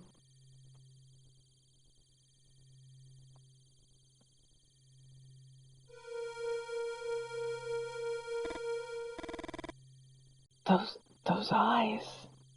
Look at the red reflected in hers. That creature you thought you saw in the treetops with Lou's binoculars.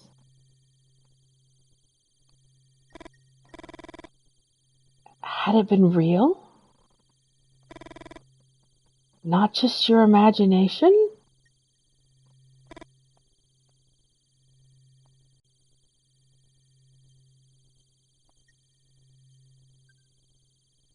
Vic! Oh, sorry. You know what? I'm tired of it already. I'm exhausted. I've been trying and trying for more than 10 minutes. Oh, you... Wazek. Can you tell me what's wrong with you? You stay silent. You need to think. But Lee's right, it's not fair to either of you. With so much noise, it's impossible for you to concentrate. You know they're all excuses, though. Winged monsters don't exist. It's just your brain desperately trying not to focus on what's important. The sudden scream chills your blood.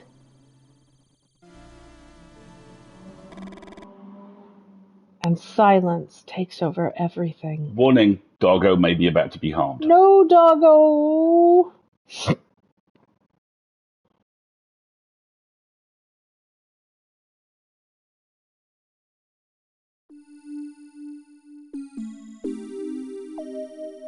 Now we're in between these. Do we have detailed content warnings? Because we're at the halfway mark, so it might be worth restating them.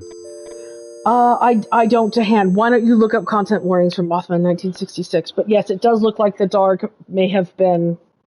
had his barking interrupted. Barcus interruptus. Would you... Yeah, let's check does the dog die? And see if we have some more detailed content warnings from Mothman 1966.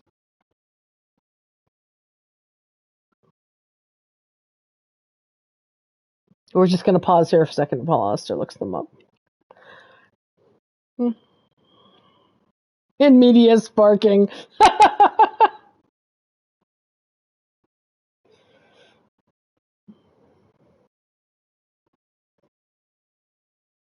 Doesn't have an entry for Mothman 1966. Oh, okay. Okay. Well, we will just continue to do our best to signpost what we think may be happening in advance, and then in Jen, when we do the descriptions, we'll put them all in the descriptions like usual. All right, back to Holt with the author and the gun in the garage. Fucking hell. Have you met Lee, tall guy with the blonde girl? He made xerographic copies of some docs I've used to assemble this beauty. Oh, okay. So maybe what he gave him was just photocopies from books. Have a good time, Endwich. See you later. Where did he get the docs from? You bite your lower lip. Do all writers ask so many questions? Yeah. Yes, we do. Lee works at the university in the history department. Lou adjusts his glasses. You don't know why, but that gesture irritates you. The Winans doesn't work like a normal machine gun. Normal machine guns use gunpowder to fire projectiles. Do you know what the Winans uses? Centrifugal force. But wasn't it mentioned earlier that this machine gun was undocumented? Right? His grandfather said.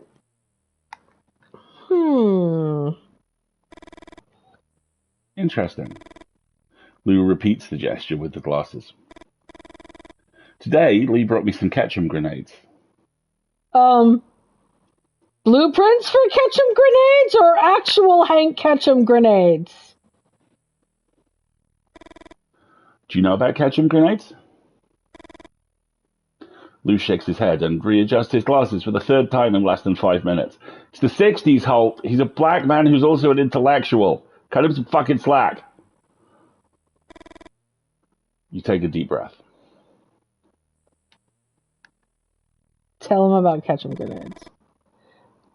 Although you can't stand Refill Hill's tick, you enjoy talking about your collection of Civil War weapons. Not ketchup. Ketchum. Ketchums are similar to footballs in shape. They have to land on their nose to explode. They were highly inefficient. In Port Hudson, for example, the Confederates used sheets to catch them without exploding.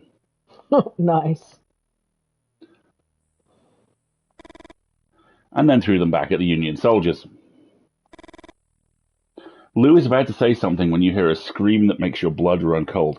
By the way, Ketchum grenades are a real thing. Oh, yeah, they are. And the best way to describe them is spicy lawn dart.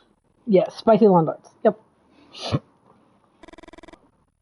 You grab the shotgun without thinking twice. You're going to own a red baseball cap in 40 years, sir. It's coming from the back. Come on! You don't have a good feeling about it. Something is not right.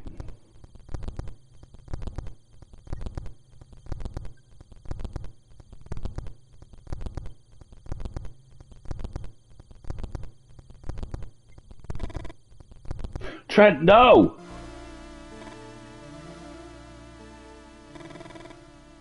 Although it feels like a dream, somehow you know. The creature is real. Your dog's suffering is real. And there'll be no waking up from this.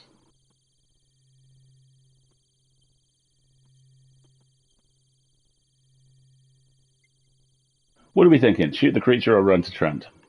I like the idea of being compassionate and trying to help my dog. Let's run to the doggo. You hear the muffled moans of your dog, and the fury blinds you. You drop the shotgun and grab onto the chain. Son of a bitch is going to strangle Trent!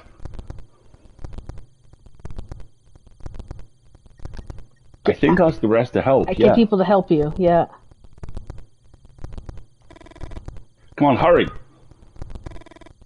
But before they arrive, you feel the pull. Oh no. And the floor disappears under your feet. Are we flying? I think we're flying. It might have been better to shoot the creature, but I felt it was more important to be compassionate for the dog. I'm saying we hold on. Really? We're gonna go for a journey with Mothman? Magic carpet ride? We'll hold on for now. Nope! Although you managed to hold on for a few minutes, you finally let go and fall into the thick of the forest. Okay, no. Tree branches penetrate your body and you die before reaching the ground. Okay, so... no. we gotta let go. Halt! You know you should hit the floor soon. Ow. Don't move. Listen to Beckholt. Her sister's a nurse. No bones seem to be broken. My dog. Victoria and Lee help you to your feet. Lou doesn't take his eyes off the winged creature for a single second. He let go. He just let go. What? 1 second. I know where your dog is, Holt. Oh, hold on. Wait a minute. We've got something in the car. Is it a gun? Let's go. Gift from Freddy. Cool, right? Oh my god, he has a pistol. You try to get up, but you feel dizzy and stumble. Victoria gives Lee a disapproving look and helps you keep your balance. Follow me. Thanks. You would have liked to smile at her. After all, Victoria just wants to help. But I can do it by myself. You get your rifle and walk with the rest into the blackness of the forest. What are you fools doing? Oh my goodness! What are you fools doing? Well, at least they're not splitting up yet. Oh my good lord.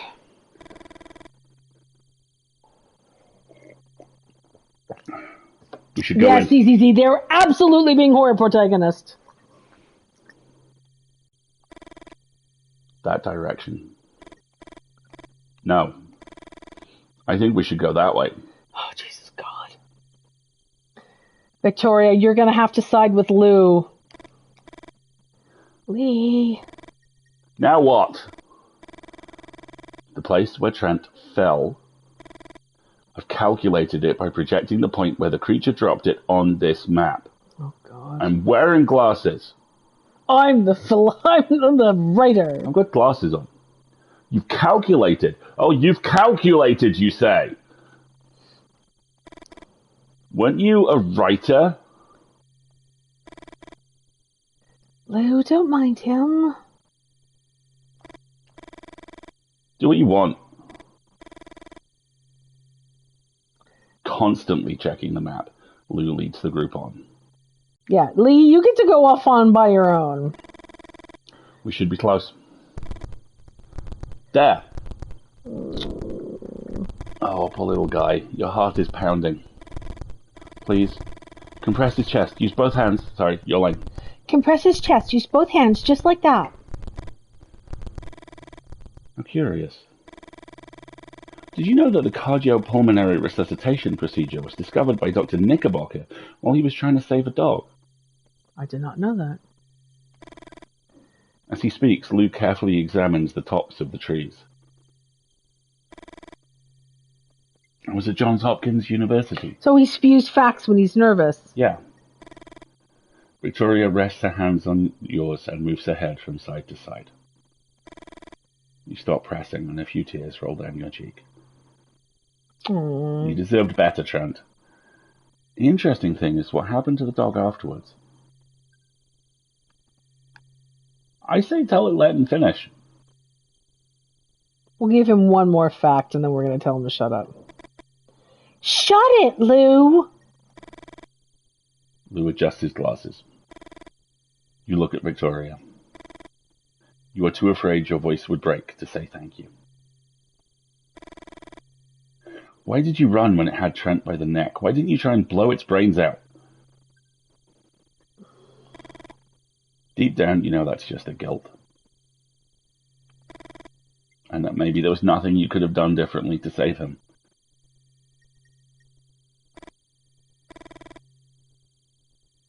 Lee? Have you seen Lee? No, he's dead. Let's all go for tacos. Yay! I hope Lee's dead. You stand up and look around. Lee's gone. Okay, good game, everybody. Let's bury the dog and go home for tacos. We're really sad about we the dog. never thought about Lee ever again. We're really sad about the end. dog, but also it took the incel. So, you know. Oh, darn. Meanwhile, at the Joe Rogan Experience. I'm going to do one more chapter, and then I also need to stretch.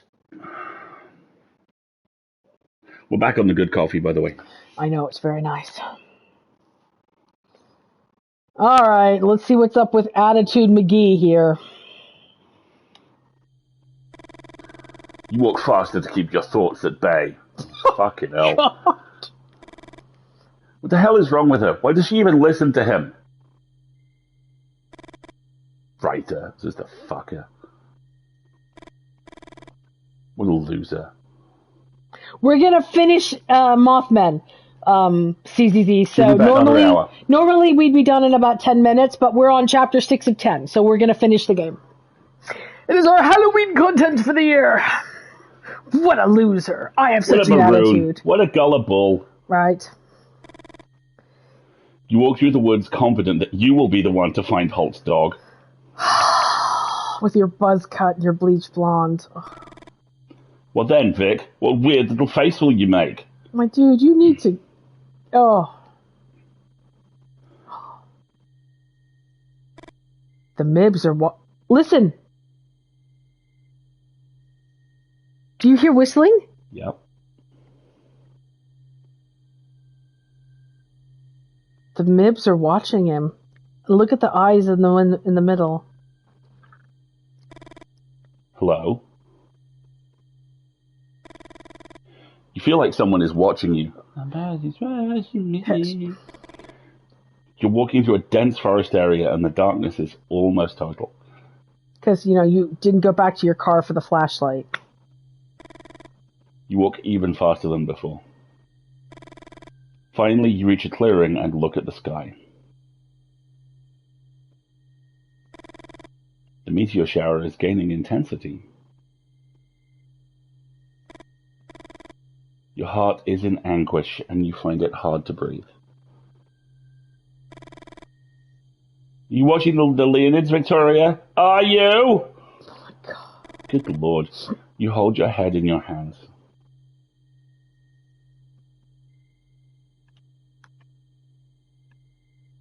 If he'll actually cry, then good. He might get some cathartic release. Do it. Let's try and make him cry. Cry, Lee. Macho cry. Last time you cried like this, you were 16. It's an accomplishment. You come home early and found him hitting your mother. Incoming content warnings, folks. Yeah, Lee's has a family history of domestic abuse. You tried to separate them, and your father took it out on your ribs. His blows were like a rain of sledgehammers. His breath reeked of alcohol. He pushed you against the wall. You ended up on the floor. Your mom was touching her head when your dad took a deep breath and kicked you in the stomach. Won't hit you in the face because it's the only thing you got going for you. And one day you won't have that anymore. You carry your father's photo in your wallet, not to remember how good he looked. Hell no. Whenever the pain was too much, you'd scratch his entire face until his features blended with the cuts in the paper. What the? You seem to hear something, a kind of rumor. Rumor? Rumor? You think of the noise hands make when they shake the dust off an old volume. A river? You try to think about the map you've got in the car that you really should have brought with you. You can't remember seeing a river here. Further west, sure, but here? As you get closer, you hear it more clearly. You feel a kind of calm. Not peace. Numbness.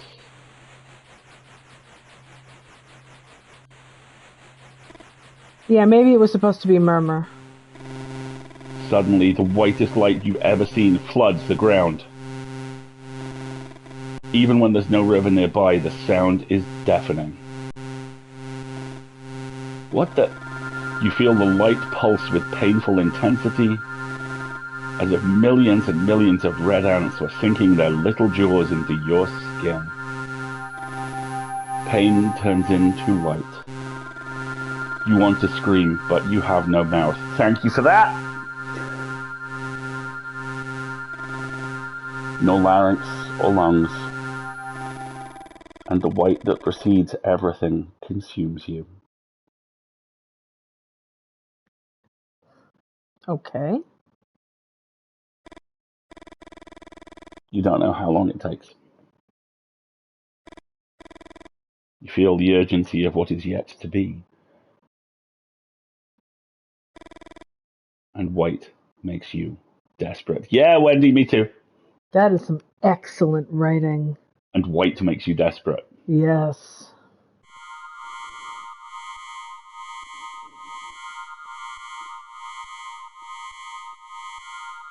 Is that a goat? Dost thou wish to live deliciously? Oh boy. Oh, we're actually going there. All right.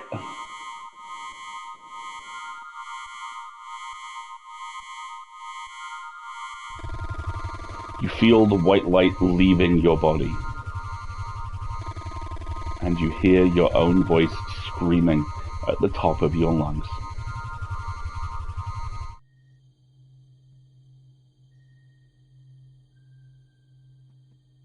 Now their eyes are closed. And they're leaving. CCC, what it's playing on quite heavily is a lot of the kind of major beats that are in common about UFO alien abduction experiences. Yeah. What is the I have no mouth and I cannot scream? Harlan Ellison's most famous story is I have no mouth and I must scream, about the last 4 humans on Earth eking out an existence in the planet-sized corridors of the AI that has ended humanity. You drop to the floor and you cover your head with both hands. You're filled with a sense of completeness that you cannot explain. We all need a little darkness.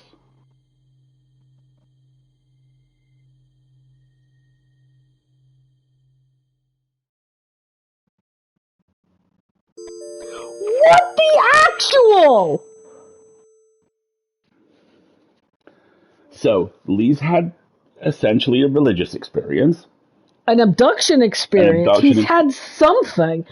Does this mean he maybe won't be a tool anymore? Does the abduction experience come with therapy? Oh my gosh. Real quick before we dive back in, by the way, the other reference that's popped really hard for me is the fact that Lou's second name is Hill. Betty and Barney Hill were famously the first couple to report being abducted. The thing which it took about 20 years to actually make it into ufology lore was that they were Betty was white and Barney was black. Yeah. And Lou feels to me very much like a Barney analog. Interesting. Excuse me, sir. Harlan Ellison's second best work, the best being City on the Edge of Forever, says Wendy. I could side with that. I could get down with that. All right, Victoria. Lee! Where is that idiot? Calm down, Victoria.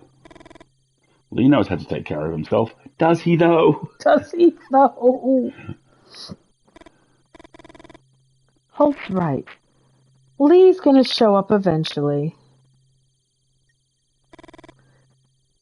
Did you know that he chased away a pack of coyotes with screams, some stones, and a blow on the hood of his car? Lou smiles. You wonder if it's authentic or a calculated gesture to show you some empathy. Holt? What? What's your business with Lee? So now you get curious?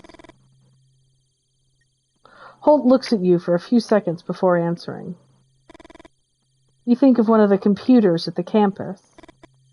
The IBM 7040. Oh, bless. Have a fantastic day, Wendy. Say hi to everybody for us, Wendy. Take it easy. You know what it's called because you once wrote a poem with that title. Holt is like that computer. From the outside, it's impossible to tell what it's evaluating before giving you an answer. Holt says. I shouldn't tell you anything. Holt lowers his voice.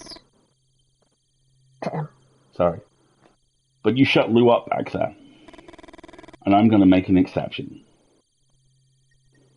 No secrets trophy earned. Holt tells you about... Sorry, you go. I missed it too. Holt tells you about Lee's business, the sale of original Civil War pieces, the xerographic copies of historical documents. Don't worry. He knows what he's doing. He's selling off pieces from the library's collection? That's exactly what he's doing. You hear twigs snapping. Who's there? Yeah, Holt's done. Here comes Lee. Grandma? What? Fuck! Just like his dream! Okay, I was not expecting that turn. Now, was he seeing his grandma and it's actually Lee?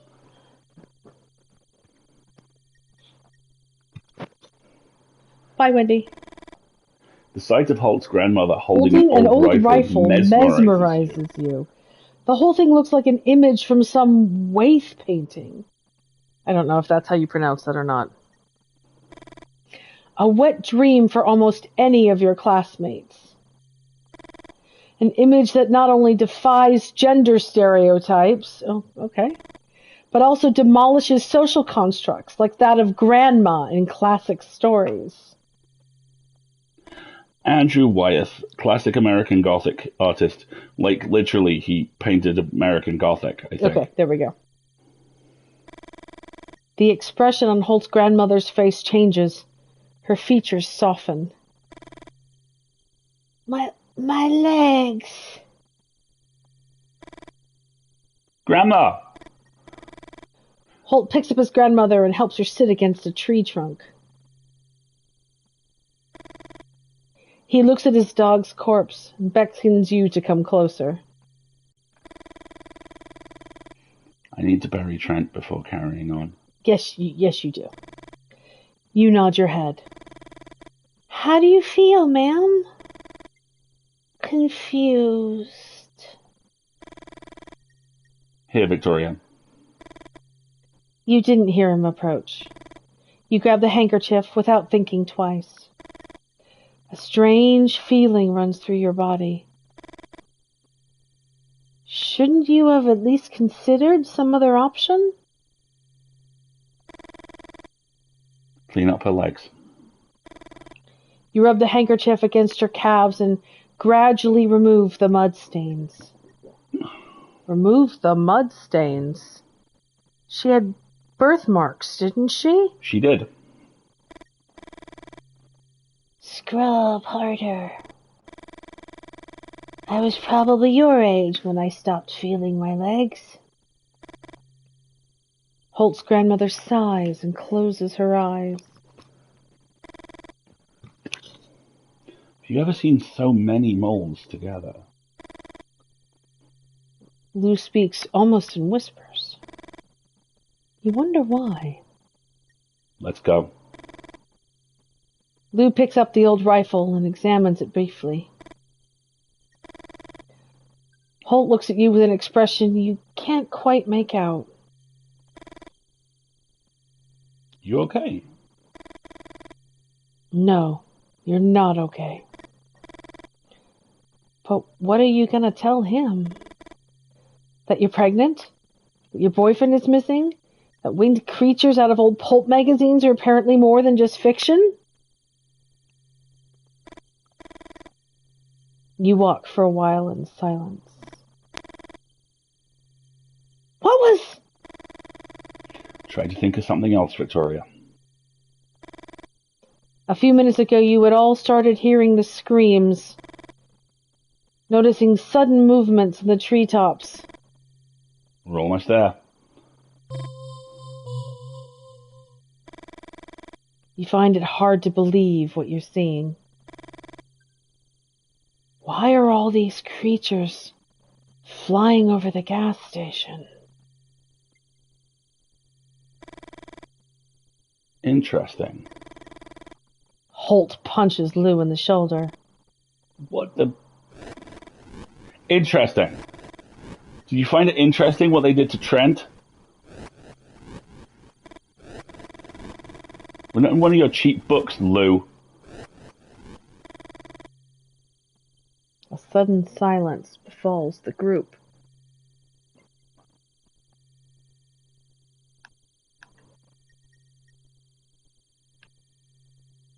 Should we suggest a plan or wait? I think we should wait once. No, I want her to have some agency for a freaking change. I'm not saying she doesn't have agency. I'm saying we wait and observe the situation. Okay.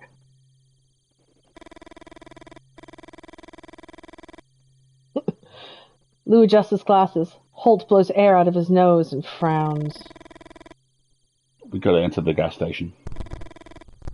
You just cover me. Oh my gosh. What's even the plan? Running with his grandma on his arms? Why does he have to be the hero? Holt! The shriek chills your blood. Fuck! Yeah, he also had the only gun. Lou looked at you as if waiting for something. How many bullets do you have in your rifle? 3. Hope it's enough. Okay. Are we shooting? So, this is a top-down view. I've got 2 Mothmen on the right, the gas station in the front, our downed Lou and Grandma in the middle, and something on the left which might be Lee's It's the car. It's the car. Okay. Okay.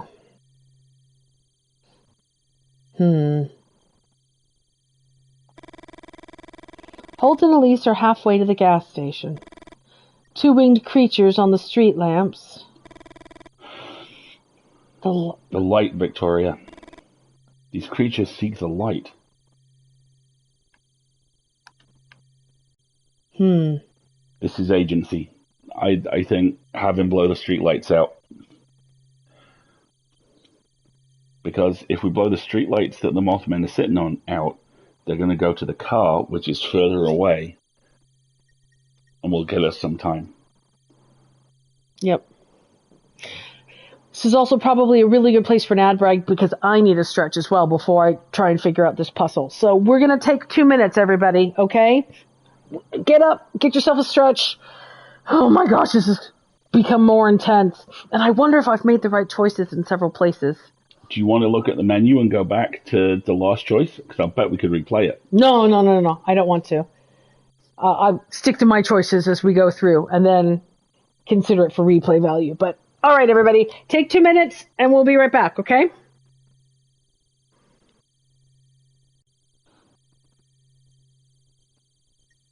There we go. All right, you've got 2 minutes to entertain. I'm going to warm up my coffee and I need to get up and stretch. Okie dokie. Oof. I wonder if it's just one choice or if there are multiple choices. I do too. I wonder if just the different achievements you lock are based on what choices you make at the various narrative branches of the game. It's really interesting. I was expecting more of a kind of point and clicky kind of thing with like investigation elements. But this is almost a visual novel, isn't it? Yeah, it's kind of a. Excuse me. It has a lot of. Reminds me of, oh gosh, Scarlet Hollow kind of vibes. Very Scarlet Hollow-y, yeah. To it, which I like. Lee's still a jerk. I hope he does in fact have his moment of Zen-like calm, even if that means he's Mothman Chow. I think he deserves to be Mothman Chow. Or at the very least have some profound pseudo-religious experience, which means he's less of a dickbag. Well, remember, Mothmen are supposed to show up before a tragedy, right? And there's how many people here? Grandma, Holt, Victoria, Lee, and Lou? Yes. And, some sort of Civil War era tech Yeah, gun. that's What's the tragedy? Is it the tragedy that the gas station's going to blow up? It doesn't seem big enough scale, That steam-powered machine gun shit is going to go down over. Right? I haven't figured out what the tragedy is that the Mothmen are here trying to help avoid. Or maybe they're just here to eat faces. I mean, fair. Maybe they were just like, I could eat face. I could eat a face. Should we get faces? Do they deliver faces? Faces. Talk. Scarlet Hollow crossed with Twin Peaks is a good comparator. I like that, Stitch. Well done. I meant to tell you, I found a heavy metal ska punk cover of the Twin Peaks theme last night. Ooh, I will take that. Thank you very much. Okay. By the fantastically titled 2 Minutes to Late Night. Love it. All right, so we need to tell Lou to take aim. Yep. Because if we can get rid of the lights and drive them back, then I can get to Elsie and Holt. Yeah. I want him to aim for the closest lamp on the right.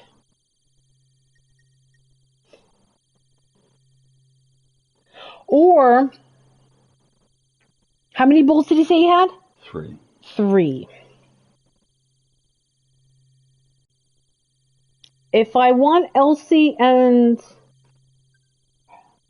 Holt to be safe, then I want him to blow out the light over the car so that they can get in the car. They don't have the keys. True. And they wanted to get to the gas station, right? So theoretically, I need to shoot out the 2 lights where there is the Mothmen right now. That's what I'm thinking. So, farthest lamp on the right.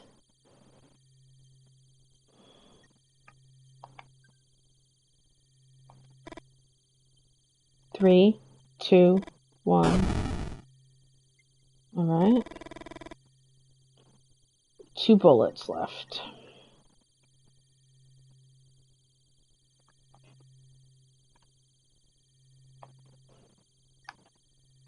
Center lamp on the right.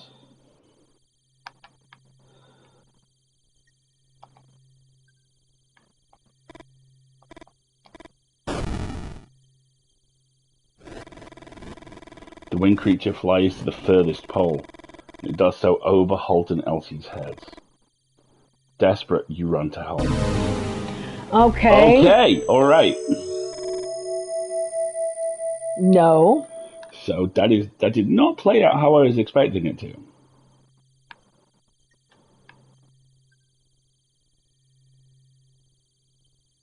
So we can't have them flown over. So that means we have to take out the light over the car first. Yep.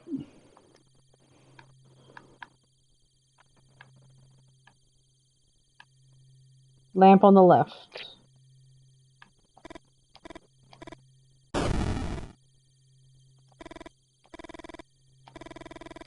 Too far away.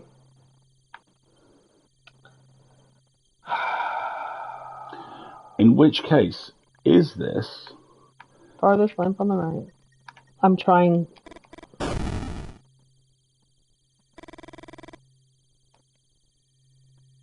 Hang on. You want to try the bottom one on the right?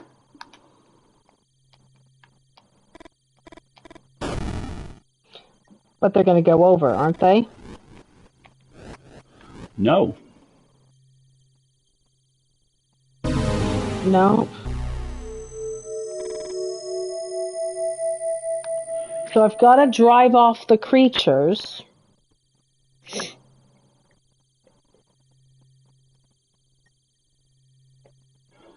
Does shooting the one that neither of them are on have any effect? Is it like throwing the rock between the 2 coyotes? It's a good idea.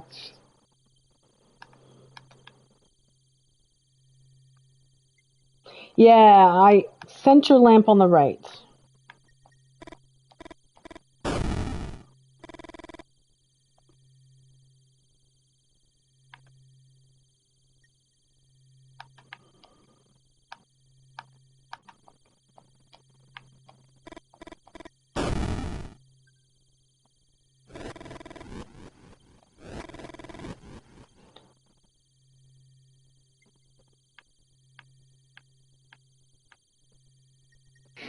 Okay, this is good. We've got one bullet left, right?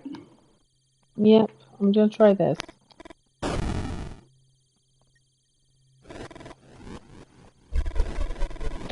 Fight! Oh! Flight and get lost in the night. Oh, okay, so driving the boat to the same pole makes them both leave. That's a smart puzzle. I dig that. Like Good it. thinking. All right. All clear. Help me with Holt and Elise and let's get inside fast. Excellent. And now you're the trapped mist. in the building. Is someone going to make a wish? You laugh under your breath. You look at Holt and he looks away. You wonder if he's pissed because you saved him. Victoria. Beth. Becky. Joe Hill. Lou Hill. Becky. Oh! I wonder if this is the origin story of Becky and Lou. Of Betty and Barney Hill. Oh, that would be cool.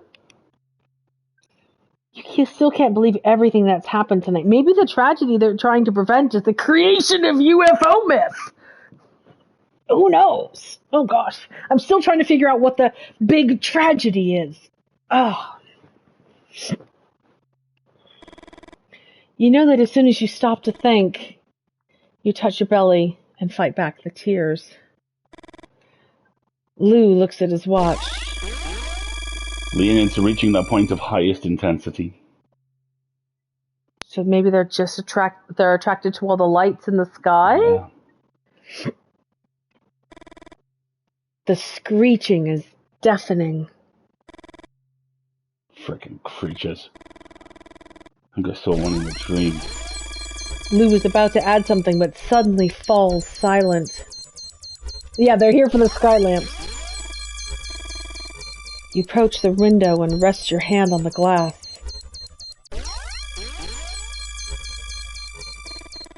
You can't stop looking at their dance. Before meeting Lee, you'd had some experiences in college. Oh dear. LSD. Experiences by which you sought to open the doors of your perception. Yes, very much so. Lee doesn't know, and you don't know how he would react if he found out. But the strange dance of these creatures in the sky beats anything you experienced while tripping.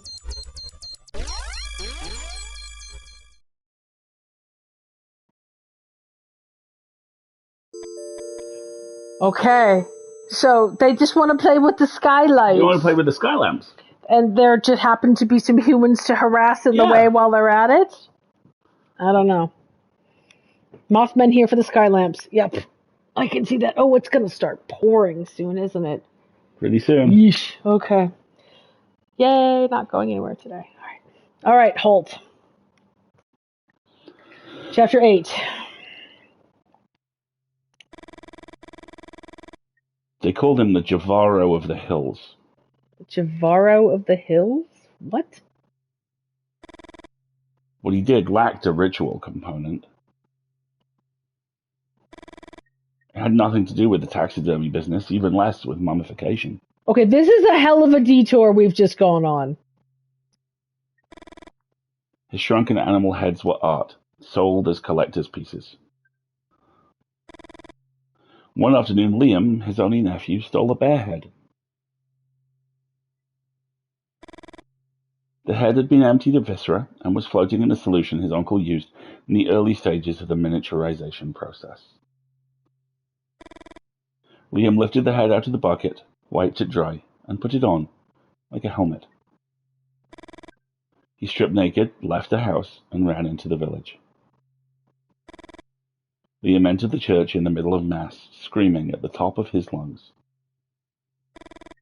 waving his arms up and down as if he were clawing. One of the congregation members pulled out a gun and shot him.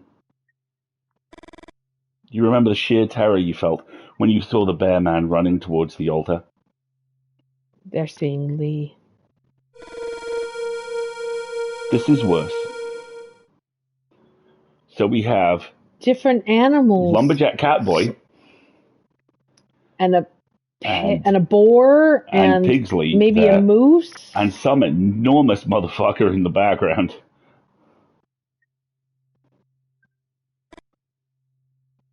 What? Worse? Worse than what?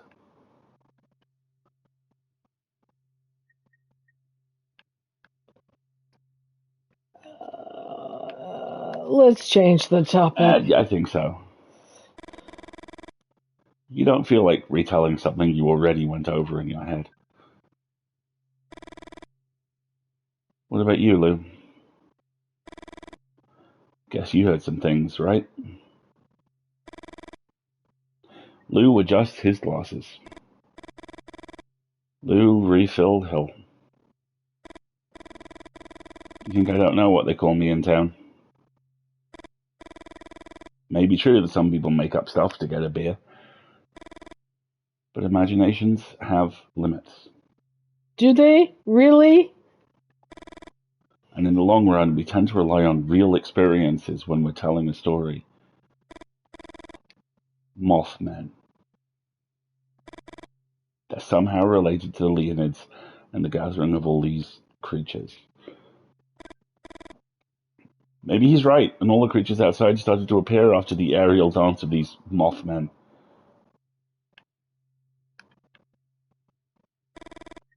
Mothmen. Why the name? Moths are attracted to light. You look at the sky illuminated by dozens and dozens of shooting stars, and you nod. You like the name. Not because of Lou's explanation, but because you know it's easy to squash a moth. This isn't the first time that Mothmen have appeared during the Leonids, you know? I'll check on Grandma eventually. Yeah. Among some other references, they're mentioned in the oral histories of the Ojibwe, collected in the diary of a Jesuit missionary in 1683 who even dares to draw them. Many believe that the creatures described in this diary are thunderbirds. But the Jesuits' drawings look much more like Mothmen. And the most interesting part is that he draws lines around them. Some researchers think these lines are kinetic, a way of representing the speed of the creatures. Lou slides a finger across the glass, following the trajectory of a shooting star in the sky. But I think these drawings depict Mothmen with the Leonids in the background. We're talking 1633, 1666, maybe? Interesting theory. All right, let's check on Grandma. Grandma? Better? What are those shrieks, love? It's painful for you to see how confused she is. 1 second. You Turn on the radio. Static.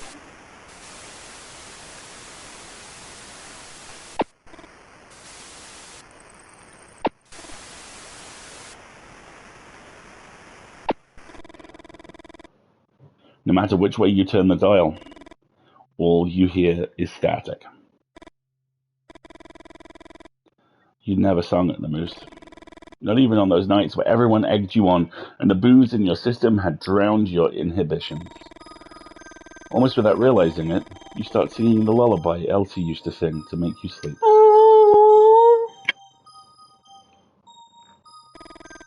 Although more than 40 years have passed, the words come to your mind one after the other. You close your eyes and caress her hair, singing all the time. Holt is very sweet. He's seen a lot of shit and been through a lot of shit, but he seems very sweet. As soon as you feel the rhythmic breathing of your grandmother, you get up. Here comes Lee. What was that?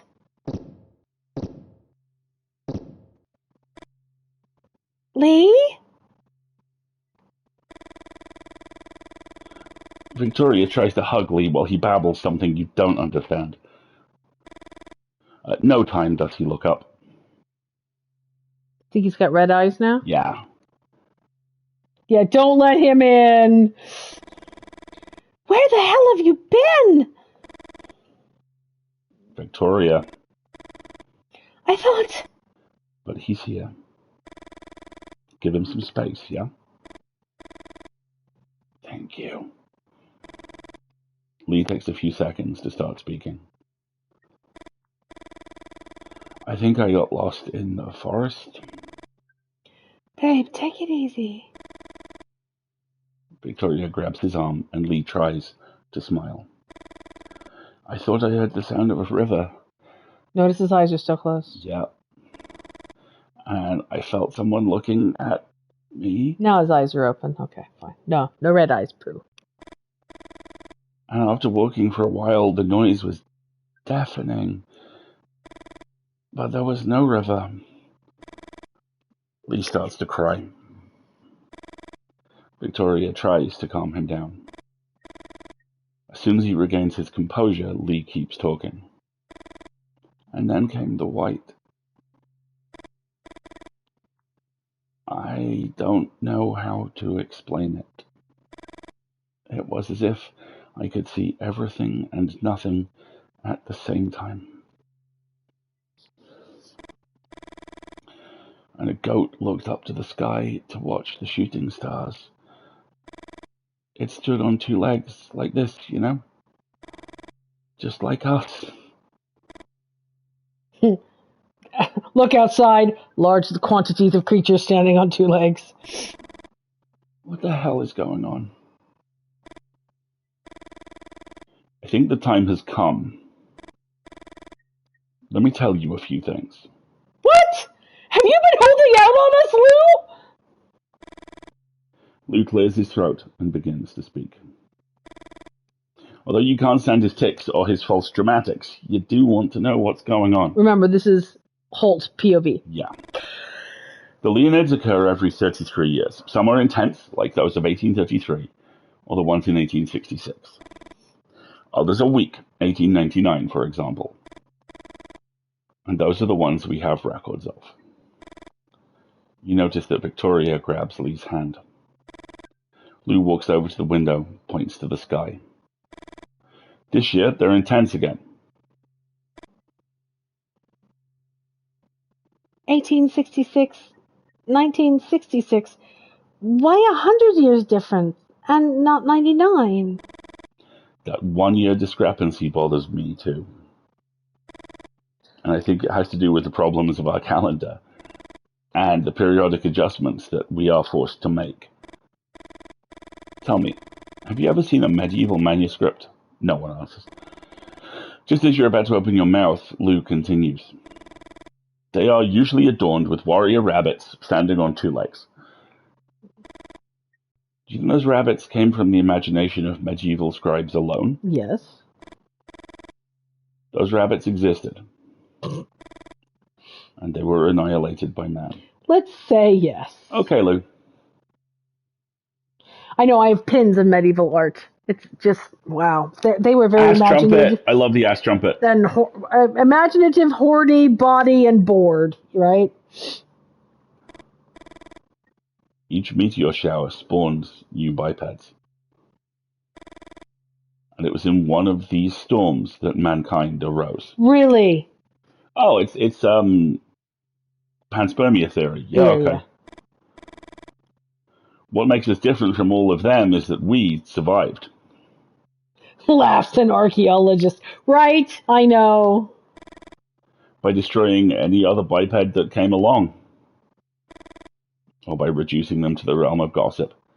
Or fiction. Oh, bless you, Lou. You are a writer. You have a writer's imagination. Outside, the creatures begin to fight. Let them fight! Why? What motivates them? Well, there was only one light pole left. We've been through this. And what about Lou? Should you believe everything he says? After all, Lou is a writer. He gives the true scope. Thank you. Thank you. Your grandma's cough sounds like the noise of a tractor's engine. refusing to start.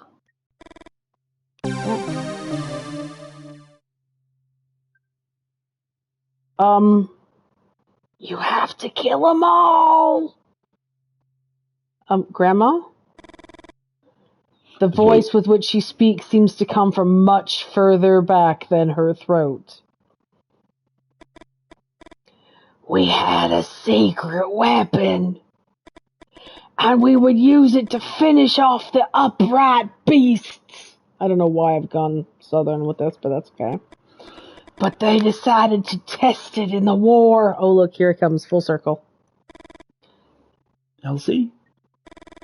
What are you talking about? I wanted to take the Winians from the battlefield. And they... Your grandma caresses her legs. I just want to finish the mission. Okay. Honey, what? Victoria and Lee look at each other. Lou walks up to you and tells you almost in a whisper, I bet the moles on your grandma's legs correspond exactly to her grandpa's wounds. Did you ever tell Lou about your grandma's legs?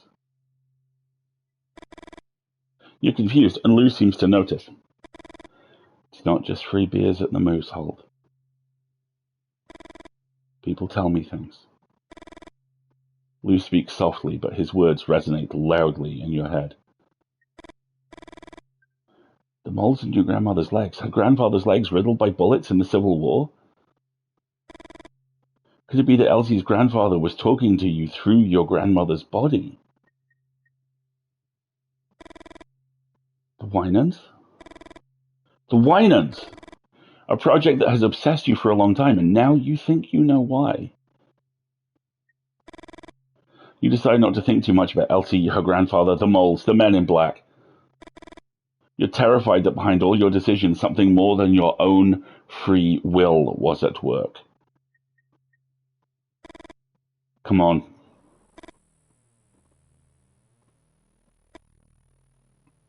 The Winans! Quick! Let's get her out! No. It's still not working.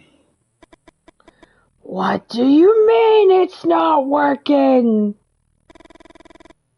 It has some kind of safety mechanism. Oh, God.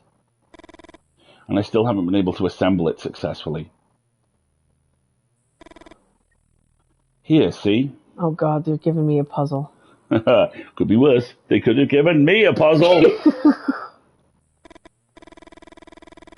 The L's. You look at Lou with curiosity. Oh, the blueprints, there. Those L's are the rubric of a secret society founded in the middle of the last century. Oh, Jesus God. We are throwing everything at this to make it stick, are we not? It's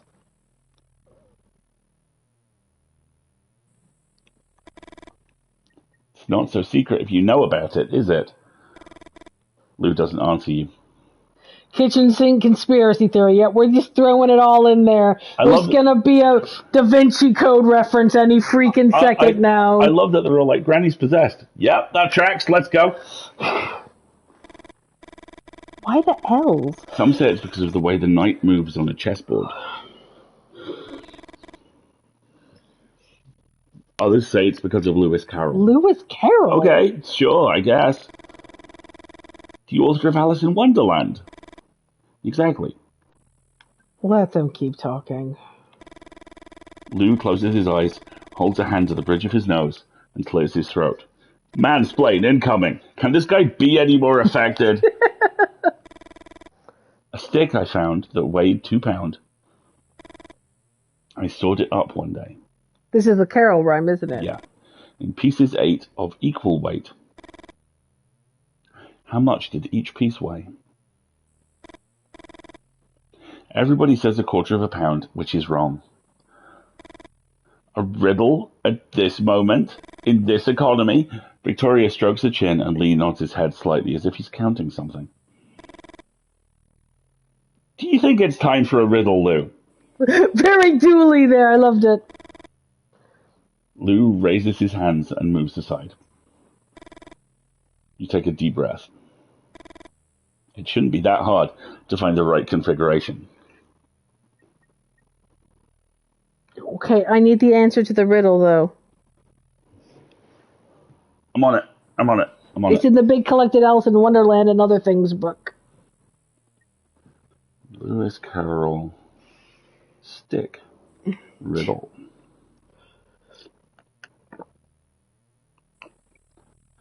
All right, I gotta figure out this puzzle. The stick weighs 2 pounds, cut into 8 pieces of equal weight. Why isn't it a quarter of a pound each? I don't know. Somebody's gonna have to. You answer that for me while I examine this puzzle. Rotate a piece from the first row. Rotate a piece from the second row. Rotate a piece from the third row. All right, let's start with the first row. Rotate the first piece. Well, I don't even know what I'm trying to do.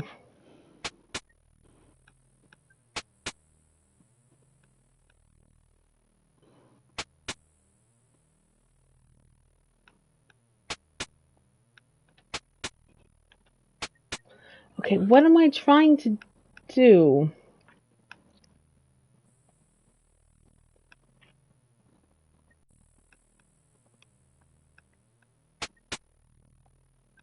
Okay. Am I trying to make these L shapes?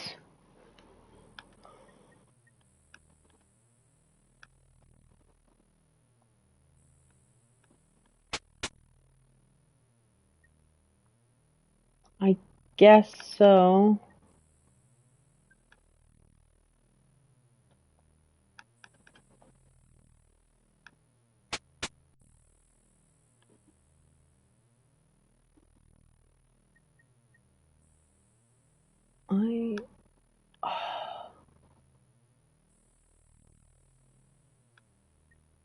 It's hard to tell what it is I'm supposed to do.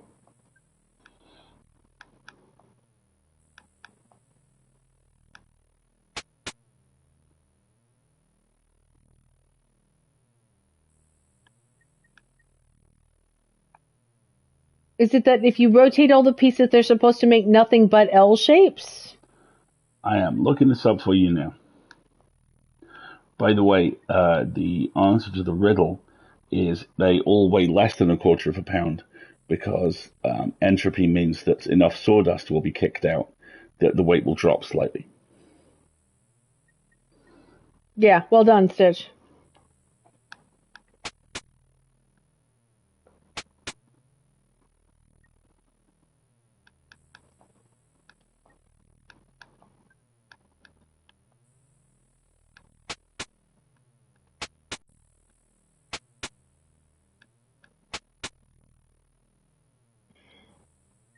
Hang on.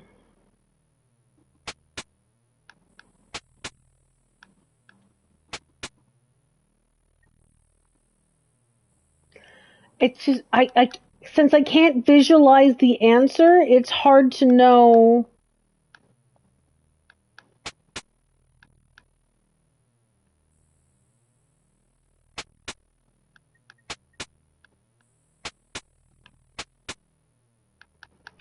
I'm trying to just kind of be systematic about this.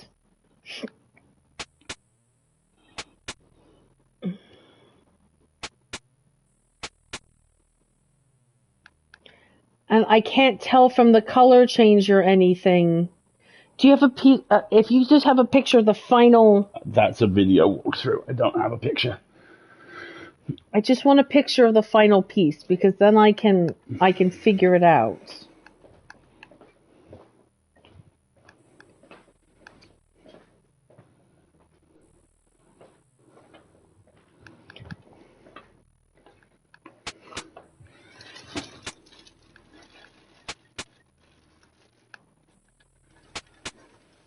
Okay. Because it seems, see, there's some slight color change that goes on. Oh, no, I think the color change is the point. Hold on a second. Folks, apologies in advance. There may be an ad that runs in the middle of me doing this because I'm not actively monitoring right now.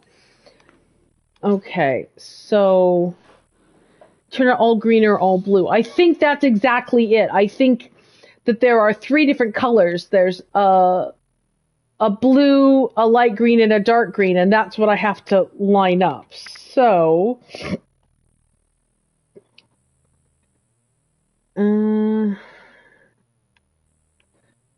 first row, first piece. See.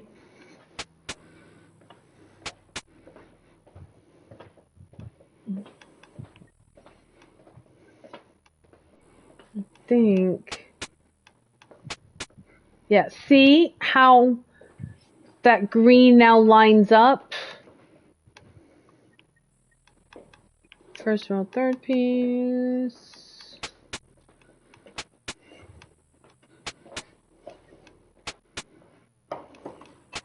No, that's not right. Basically, you have to find the one that you can, like, lock everything off of.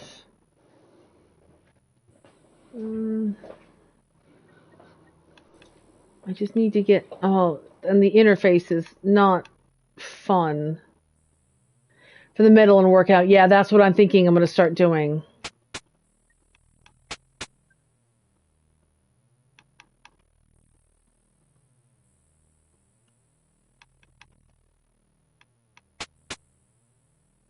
That seems good. First row, first piece.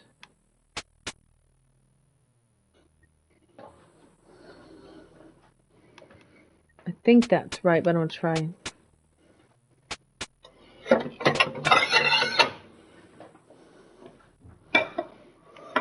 Okay, so let's do the second row middle now.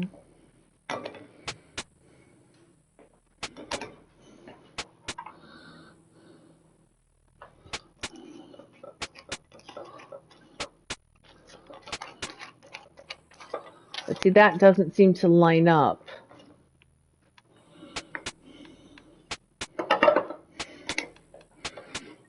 That's as close as it gets.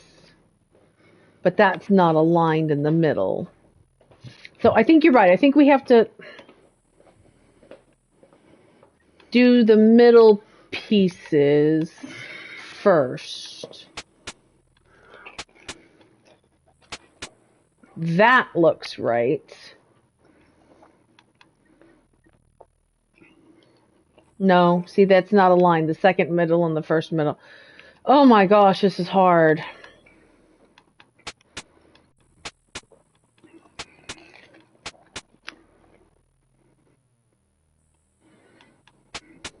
All right, let's try the green one. Just row second. That looks viable. Okay. See, we got that nice green L in the middle there. Mm-hmm. Okay, so first row, first piece. Okay, and now first row, third piece.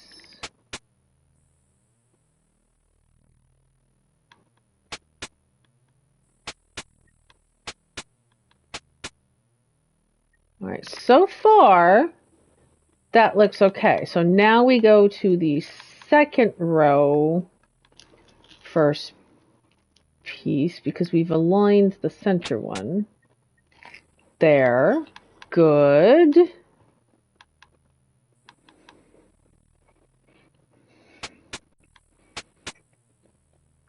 Good. Okay, so now we need to do the third row middle.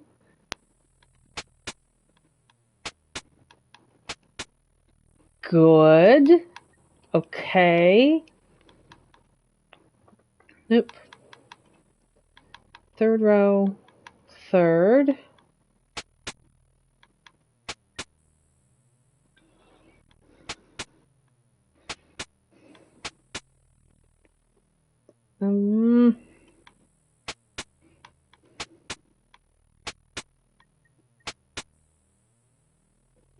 I don't think that gels.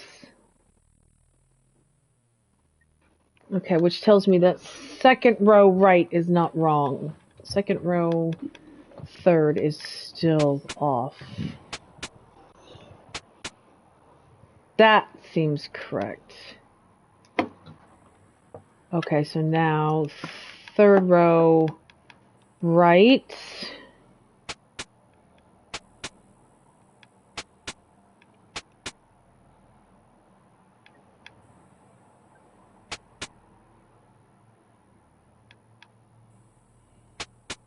Still seems off. Maybe. I think we gotta line up those bright green owls. I think you're right. No, I think you're right. Now it looks good. Okay, so now we just need the third row first piece.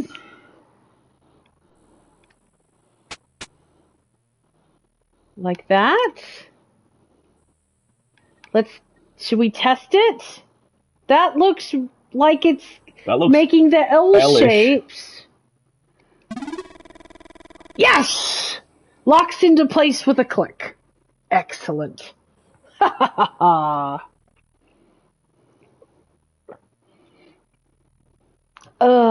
just for the record, I would still be playing that puzzle in a week. So well done.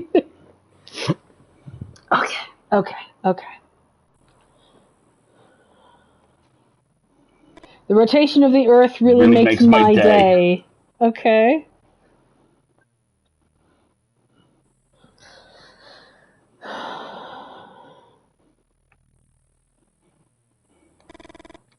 Although outside the creature's shouts are getting louder, you can't help but feel a certain happiness. Oh, wait, this is Holt narrating.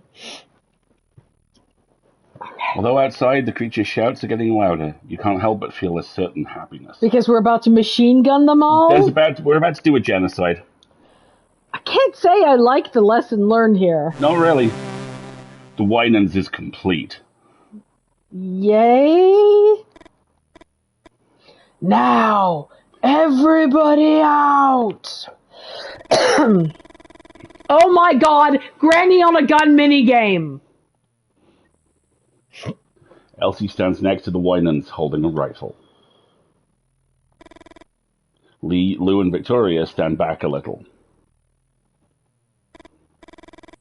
You crack your knuckles and you take a deep breath. 2, 3, 4, 5. It looks like I have 5 volleys available to me. At the helm of the Winan steam-powered machine gun, you feel something strange. You find it hard to put into words. It's as if somehow the present has given way to the past. Destiny. Rabbit men! Alright. The inexpressible loneliness of being. I need a restroom break before I commit rabbit men genocide. Tiny genocide. Right, and we'll go ahead and run an ad break here. So I'm going to run an ad break, everybody. Folks. Take a few minutes, take a stretch, refill your drinks. I know we're running later than we normally do, but this is chapter, what, 8, 9 of 10? Yeah, of 10. So we're going to finish the game. Done. All right, so I will be right back. Whoops. Oh.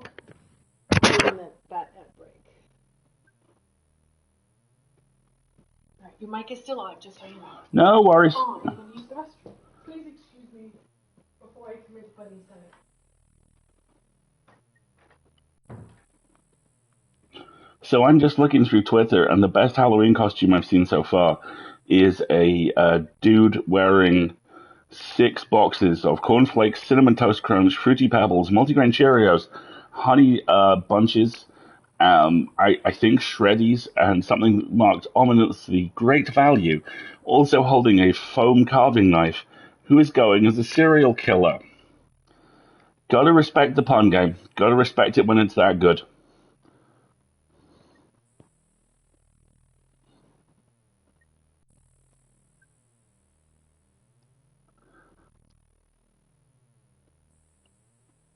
Serial killer, exactly. Rabbit men, you bastards. So let's take a look at what they're going to be doing next, because this company has, I think, 3 of these Pixel Pulp style novels planned. Here we go.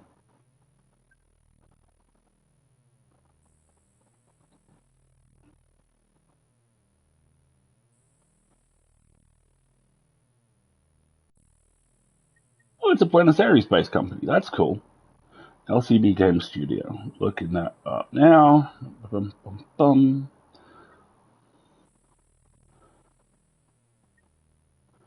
Oh, they have an itch.io page. Fantastic. Okay, so the next game in the list is called Bonson Knights, which is a world of religious fanatics, F5 tornadoes, and Ford Sierras.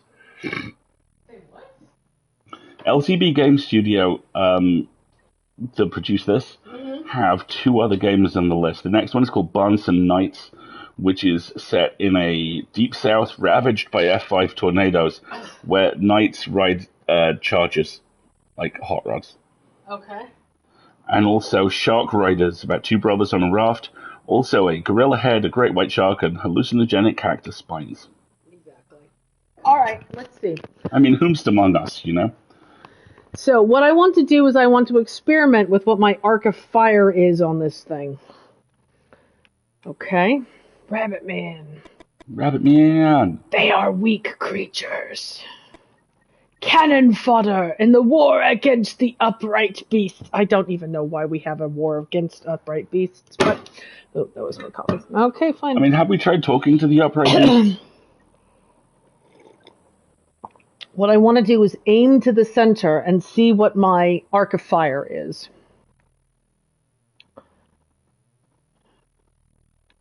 Okay, let's do that. Okay, back.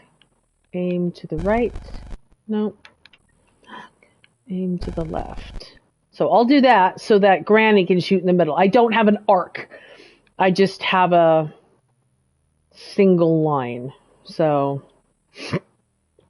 I know, Stitch, right? If you tried talking to them, the reply would probably be, "What's up, Doc?" The last thing you hear before they eat your face is, "Ain't I a stinker?" Yes, exactly. Yeah, JJ, alas, gunfire is also a form of communication. All right. So Granny only has 1 bullet, and I have 5. So this is good to know. All right, shoot. Ah, okay. So no, I get 5 bullets worth and they regenerate? I don't know. We're going to figure this out as we go along.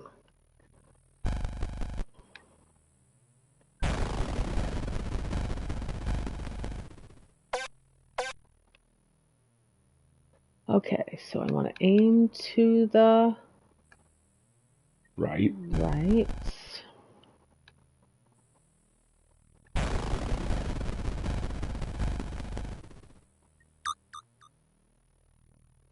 Now I need to aim to the left.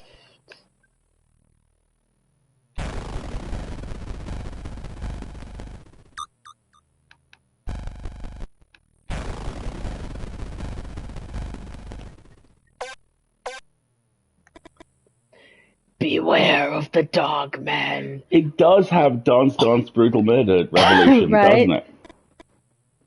There, behind the rabbit. Oh, I can't do that, my phone. They're behind the rabbit men. The dog men are more resistant than the rabbit men. That's fine. Hurt them without killing them, they get mad. Okay, so 1, 2. Well, I'm going to aim to the center anyway.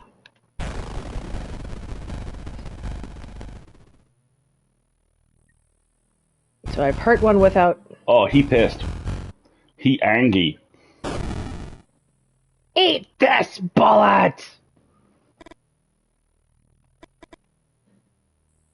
I'm here to cover you, but don't get too confident. I can kill 1 upright beast, and then I need to reload. Right. Oh, man. Okay, so shit. Where are the dog? So you got 2 flanks of dogs and a couple of bugs in the middle. Hey! Where are you going? So our friends have fled inside. I can't blame them. You know, Double Granny and Wild Wild West taking on the baby kaijus here is not something I'd want to take too close a look at. So she has to reload, so I have to buy her time.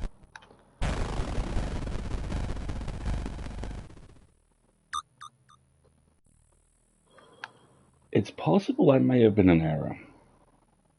What? I'm not sure about how quick they regen. But now she has a bullet. That's a good point.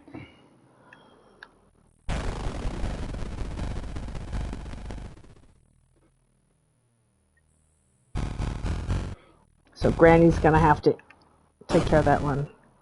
Die!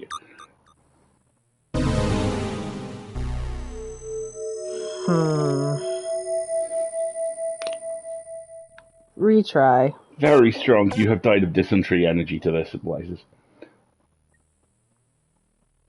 Okay, so I have to do Take out the this dogmen first. first. Use the bunnies for the cooldown. Yep. Yeah. She already had a bullet by the look of it. She'll use it now.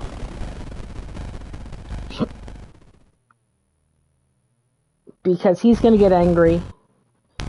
And she'll have to take him out.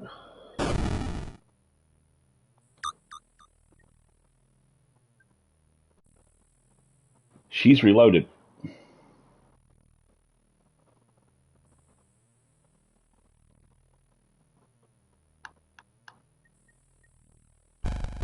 Let's try this.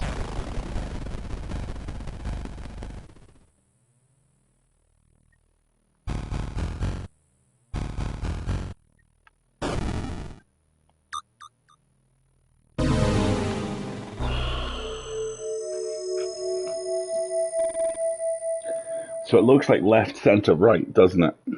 But that should be the same thing.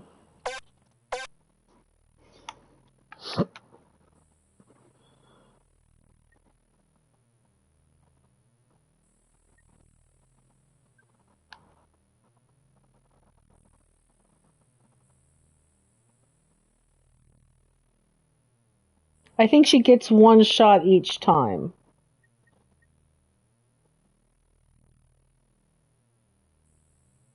Because if I take out the ones in the center first... You get swarmed by 2 columns of dog boys, don't you? Right? Well...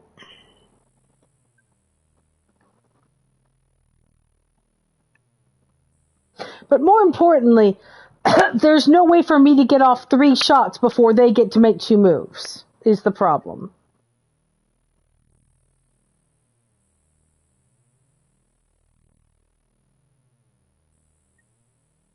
Yeah, that's exactly my point, Karen. I wonder if maybe what I have to let get to the center is the but I tried that last time. The bunny men have to get to the center. I don't know.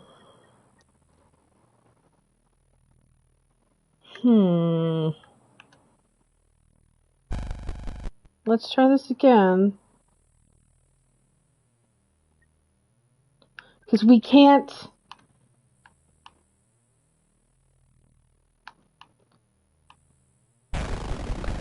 I got a theory here.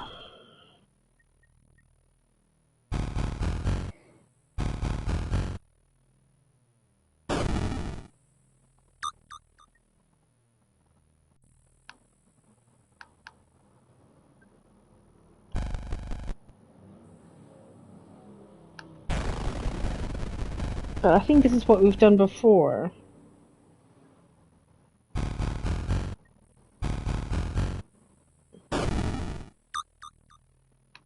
Yeah, but see, that doesn't work.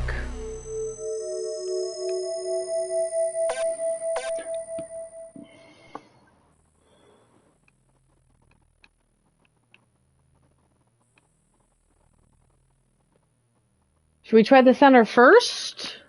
That seems to be the option we haven't tried yet. Yeah.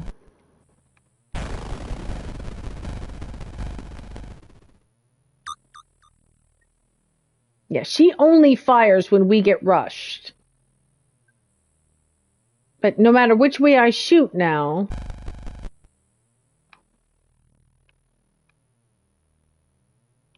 And it doesn't give me any chance to say, don't fire the full round.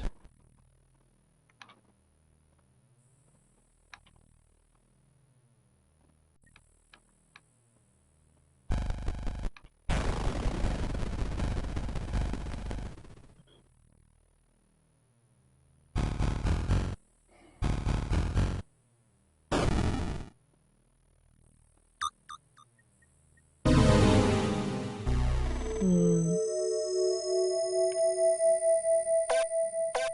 If you go left then center, Elsie Cell has a bullet when they get to the front.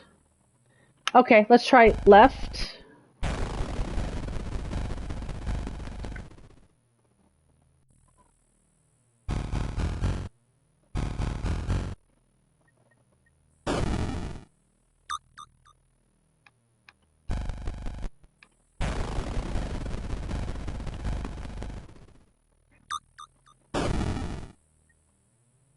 Well done. Good spot.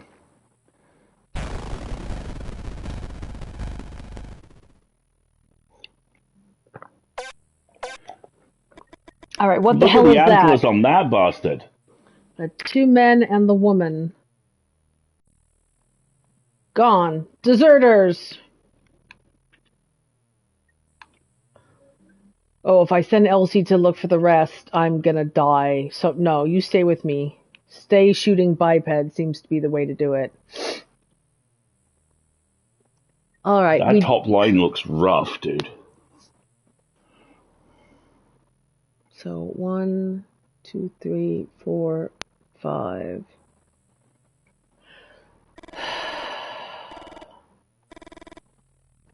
And those creatures over there. Moosemen! If you manage to wound them without killing them, they go crazy and run like a stampede. So use them to take others out? Yes. Alright, so let's try going to the right here first and see what happens. I think this is also encouraging you to take Elsie off the line. Yeah.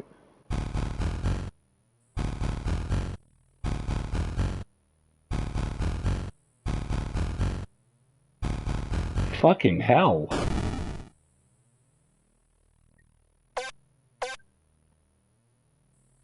Okay. So maybe send Elsie to look for the rest at this point. Aim right or left for the moose guy and see what he gets to take out. My instinct is to aim left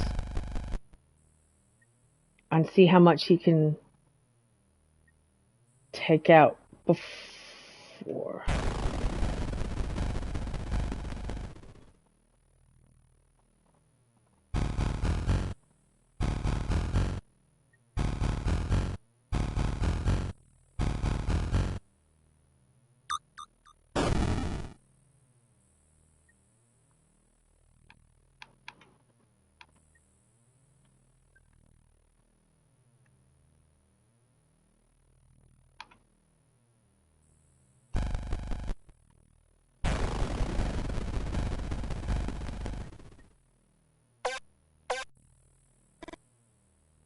Owlmen.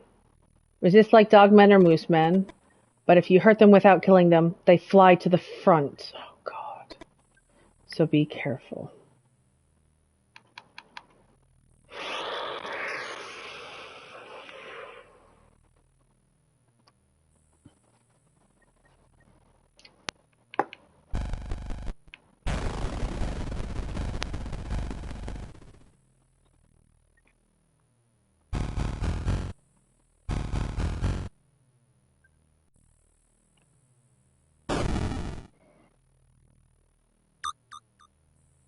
And then we die.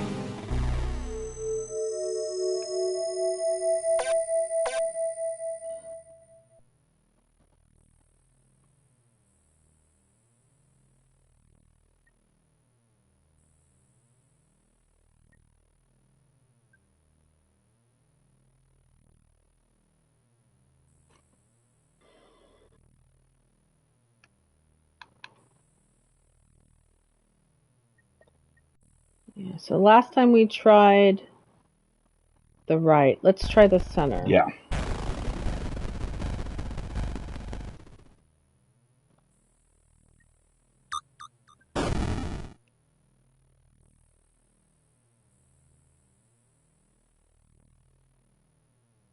Exactly. And now if I go to the left, That'll activate the moose.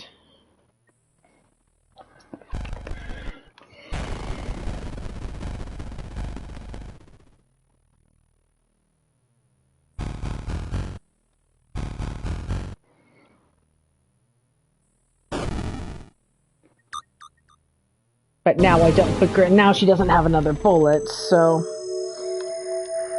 So starting with the center was a good move. You're gonna go center, then right? Yeah.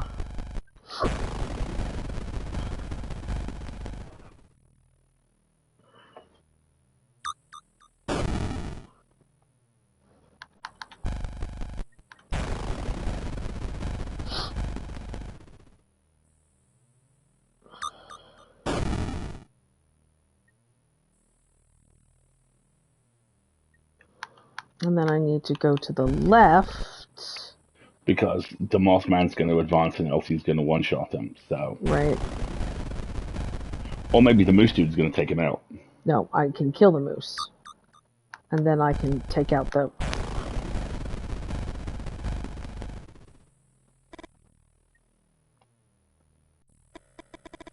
Winans last stand.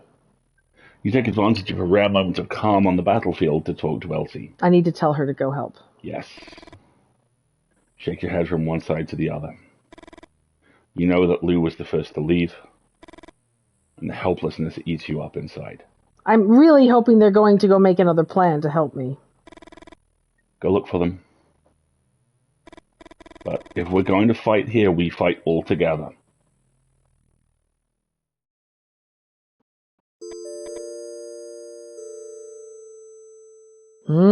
Chapter 9. Okay. 2 chapters to go. All right. Lee, what's going on in there? Are you okay? I'm good. You doing all right? I know we've been I'm streaming good. for quite a while, but this is absolutely on point. I jokingly said this would take us 3.5 hours. We're at 3. This is going to take us 3.5 hours. Exactly. By all means, folks, if you've got plans for the day, then Valhalla is a hall that welcomes everyone. Exactly. And we will talk all about what else we're doing today when we wrap this up. Let me just make sure that I have... Yep, okay, fine, good, cool. All right, Lee.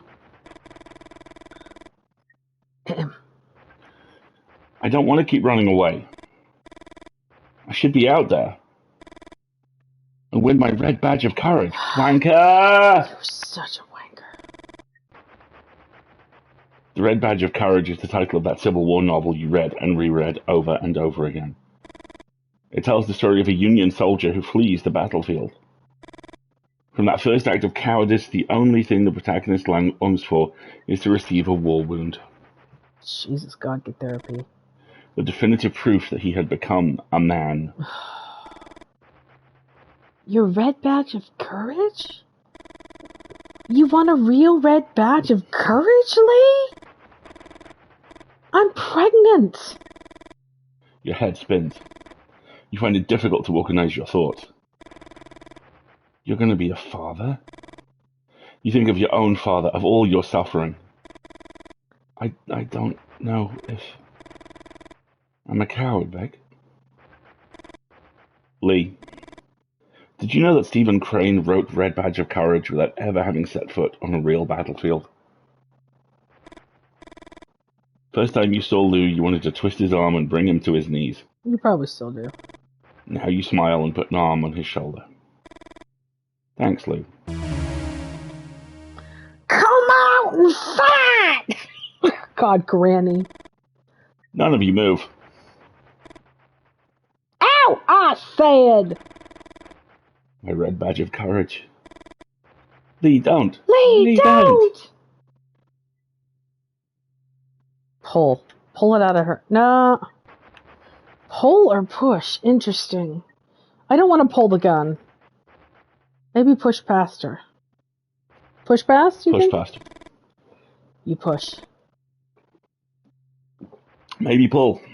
At least rotate your shoulder and the rifle points at your chest. Okay.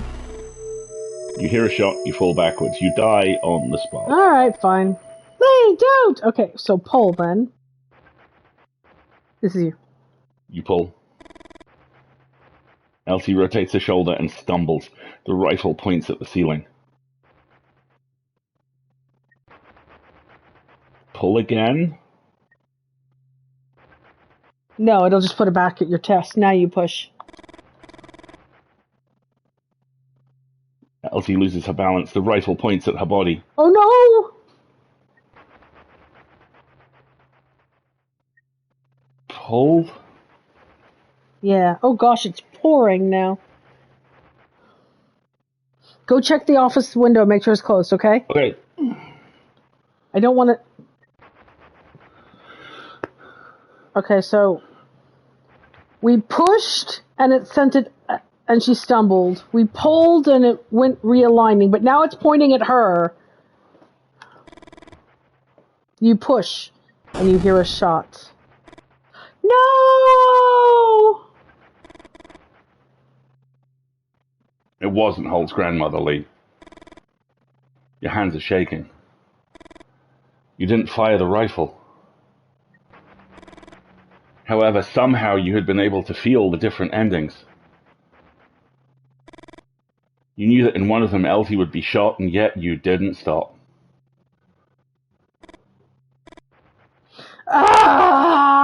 Ah!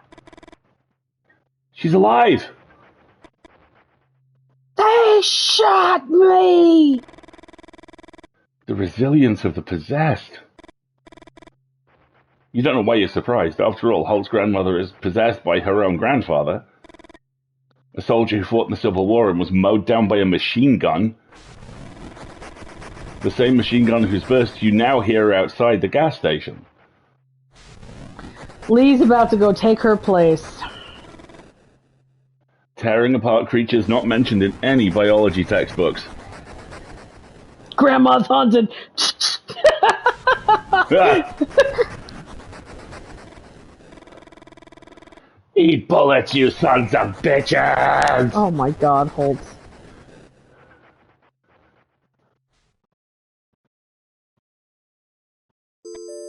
Chapter 10. She gets the final chapter? Nice. God, this is bizarre.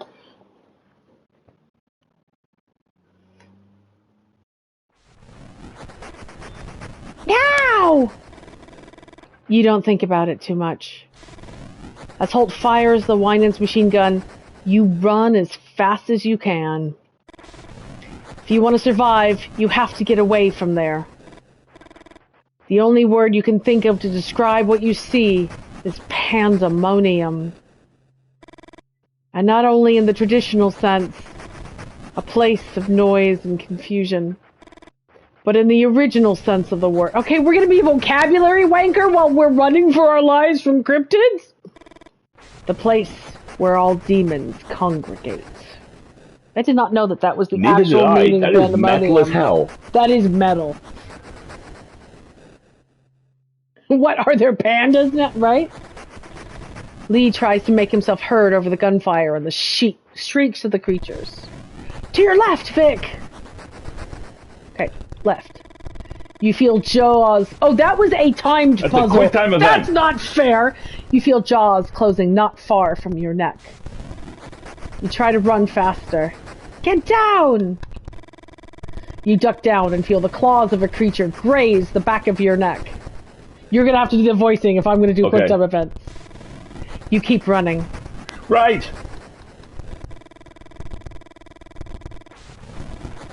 You're almost there. You get in the car and slam the door shut. Because fuck Holt. You hear a knock and jump in your seat. Let's go, let's go! Lee speeds up. And the pandemonium is soon behind you. Poor Holt.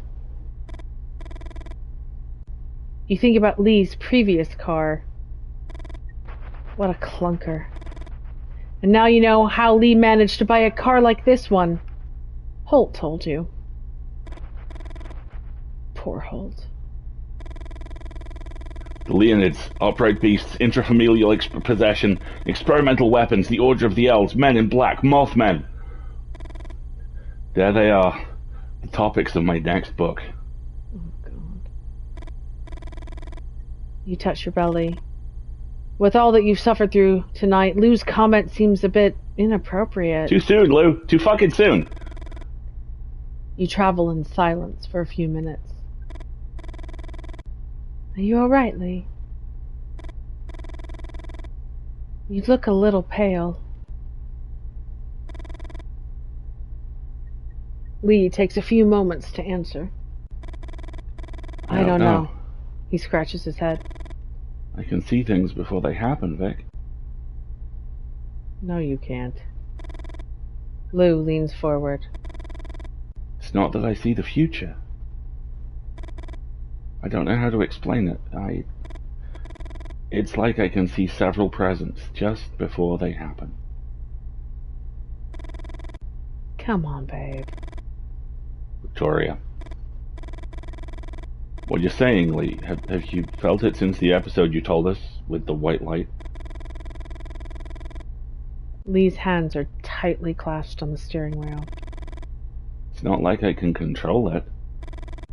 First time I felt it was in the struggle with Elsie. And the second when we were running to the car. Oh God, he can detect the mechanics of the game. Yes.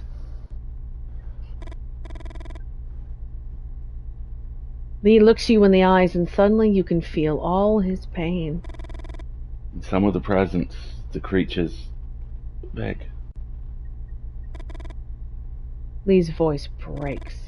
The creatures, and he begins to cry. And he begins to cry. How about a little bit of comfort? You feel him gradually calming down with the contact. He rests his head on your hand, and you stroke his cheek. After a few minutes, you remove your hand and settle back in your seat. You look for Lou in the rearview mirror and see him jotting something in his notebook. Lou seems to always be writing in one way or another. You envy his tenacity. And you wonder if maybe that's what it takes to be a writer. Oh my God. That is the wrong lesson to learn from this experience.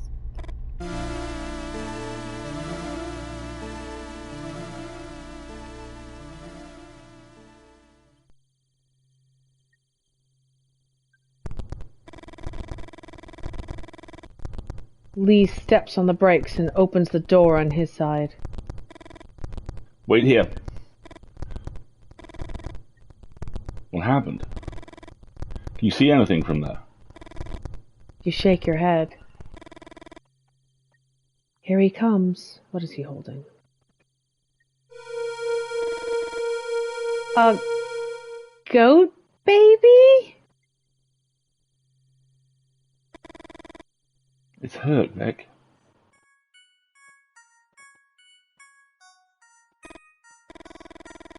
Although neither of you say anything, you think you know what you have to do.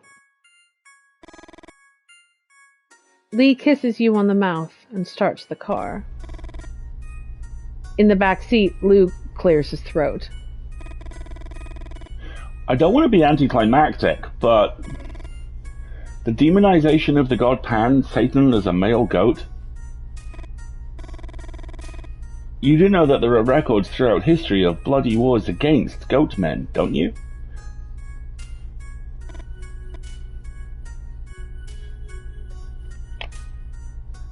Okay. So they're gonna raise the kid as a kid? Okay.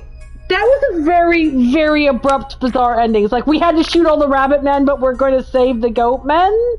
We're going to bring about the downfall of future society? I'm so confused. Mentally, I'm smash cutting to Dooley going, and that's how Grandpa Dooley found his goat child. Solve future animal people wars with kid goat ambassador, right?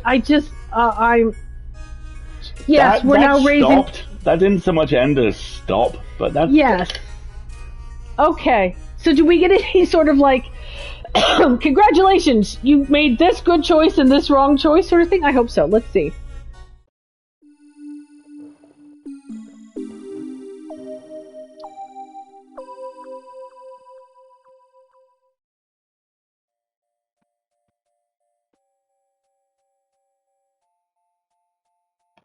Okay, credits.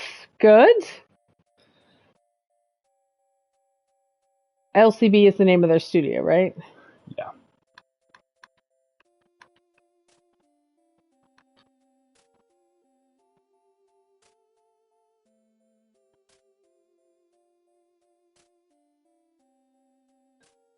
I hate you. I wish you never found me in the road in the middle of an apocalyptic clash between sentient bipeds. Slams door, runs off crying. 8 years later. Okay.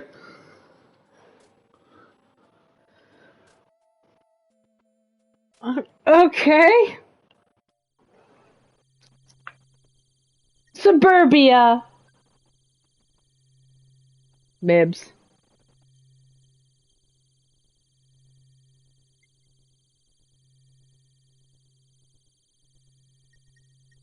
See?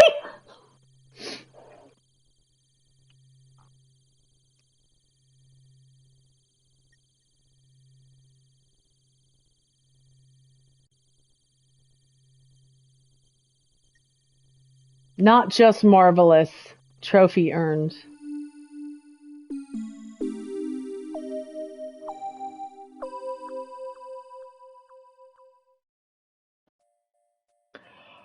Okay. Oh, right. You can play the solitaire game. What's in the gallery? Oh, okay, here we go. Short shelves. Survive the coyote attack. See a winged creature. Make a creature's accurate drawing. Make a really inaccurate drawing. Lose with 25 or more cards to go. Lose with 15 or less cards to go. Answer properly to an unheard question. Find out Lee's business with Holt. Cry your heart out. Solve the Winans piece puzzle. Listen about the L's. Okay, we didn't do that. Survive all cryptid waves. Die all possible deaths. And watch the credits until the end. I love that watch the credits until the end is an achievement. Yes. That makes me happy. Okay, we did not die all the ways we could have died. Yay us. Answer properly to an unheard question. Interesting. Listen about the L's. So we rushed that a little bit. Make a really inaccurate drawing. Lose with 25 or more cards.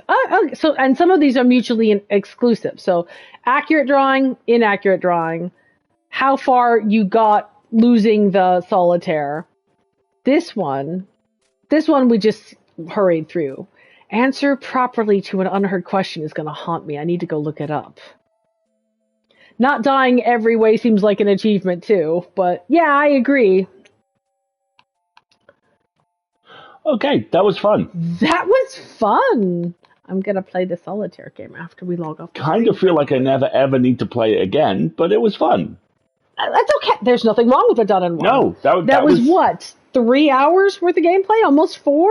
Yep. Actually, I think it was just about exactly 3.5. Mm-hmm. So, smug mode. Right, let's tell the fine people, happy Halloween. It is now absolutely positively pouring here. So I'm very glad that we're not planning to go outside today. Let us tell the fine folks what we are up to today. Oh, we have all kinds of stuff going on today. Oh my gosh. None of which involves going outside into the rain. Thank goodness for that. I will be we could go for a drive in the sunroof with the rain. That would make me happy. Okay, anyway. I will be on the TMA stream at, I believe, 7:30 tonight. For an hour or so. Yeah, 7:30, 7:45-ish. I'm doing stuff. I might be playing the game. I might be on the AMA. I'm looking forward to being on the AMA, given I know as much as you do. But yeah, that'll be fun. Yes, and then around 9 o'clock tonight, if you are a supporter of Afflicted, the new audio drama from Tonya Ransom and Jen Zink that we talked to Tonya about last week, The official launch is the tonight. backer launch party is tonight at 9 o'clock, and we are going to make an appearance of that as well. Yes. And then I'm just going to stay up late and do Halloweeny things because I took tomorrow off work. I know. I did not. I will regret that. I know. I mean, obviously, this is your chance to promise a whole Peter Lucas versus the World miniseries. Seasons 1 through 5 are blocked. The mid-season arc is all about Tim getting lost in his kayak, isn't it? The opening line and final line of every season is a different inflection on Martin! Martin! Right. Exactly. Yeah, that's what we got. And then next week, on Wednesday nights, we return to Inscription. Yes. So more spooky content will continue. And then on Friday, the Full Lid, our weekly multiple award-nominated pop culture newsletter, will return. Yes, exactly. Also, What else is going on? well, November's imminent, so I've got a novella to write Uh-huh. Oh, that's right. NaNoWriMo starts on Tuesday. on Tuesday. If you are doing Nano. On top of all of that, my website has been officially relaunched, and Not yet. It's about to be officially relaunched. it's about to be officially relaunched, and as a means of encouraging people to go look at it because it's great, I'm going to be doing regular blog content there throughout the weekdays of November. Yep. Because it's all shiny and new and pretty, and we need to remind people it exists. Yes. And because, well, Twitter may be a place of very high change for the next several weeks. So To having a community, having a place where people can find you on your own terms has an increased priority. To be absolutely clear, we have no plans to leave Twitter in any way, shape, or form. Those plans may change. Not I at don't- this point, don't because see them nothing's changing in the short officially term. changed yet. Yeah. But it's also always best to have more than one place to go, you know? And the full lid's the best way. Yeah. To keep it's track always of a what really you're good way of doing. keeping in contact. But the and website is now much more reflective of what it is you're doing, and it's easier to find things like your demo reel and Yeah. sign up for the full lid. So, Yeah, because I have a demo reel now. If you wish to hire me to do an act, I will act for you. yes, you are available to do an act. In fact, we should talk about that. We'll talk about that in full lid. But so Alistair has like 3 spots worth of voice acting in a year that he plans, and 2 of them are taken for next year. So he's got 1 available slot Which could left. conceivably be chopped into 2 small roles, but We'll see. yeah, basically, I'm not aggressively pursuing it, but I am letting it be known that I have availability next year. So if people want a buttery man voice, and Kareem and David Alt are both busy, I'm not. Hey. And that is no shade. I love them both. I am aware that the buttery man vocal section of English voice acting talent is Well populated. well stocked. Well you know? populated. Exactly. I love that I can still hear the clock ticking I know, in the me too. headphones, right? I actually really like how this is laid out. I'm going to keep an eye out for their other 2. Yeah. Because I'd be interested to see how they go. It was a very good balance of some puzzles, some decisions, I really like without being too like, and now you must take 3 hours to solve this problem. I really liked that there was a puzzle a chapter, and I liked that a lot of them were quite well disguised. Like the coyote puzzle didn't look like a puzzle until you were like 2 marks into Yeah, it. That was exactly. really cool. And the ending was abrupt but fun. It is very pulpy and not trying to be affected about it. Yeah, I totally agree. It wasn't also super scary. There were definitely some content warning type points involved, but yeah. Cool. All right, everybody, enjoy your Halloween Sunday. I'm sure there's lots of amazing, fun content out there to watch. Do please go have fun. We will be watching the Rusty Quill stream as much as Alistair, and in addition to Alistair being on it, because we want answers too. Indeed. So we hope to see many of you later this evening. So we will see you then. In the meantime, I've been Alistair, I've been Marguerite. and this has been fun. We'll see you next time. Have a great Halloween. Eat all the candy. Bye.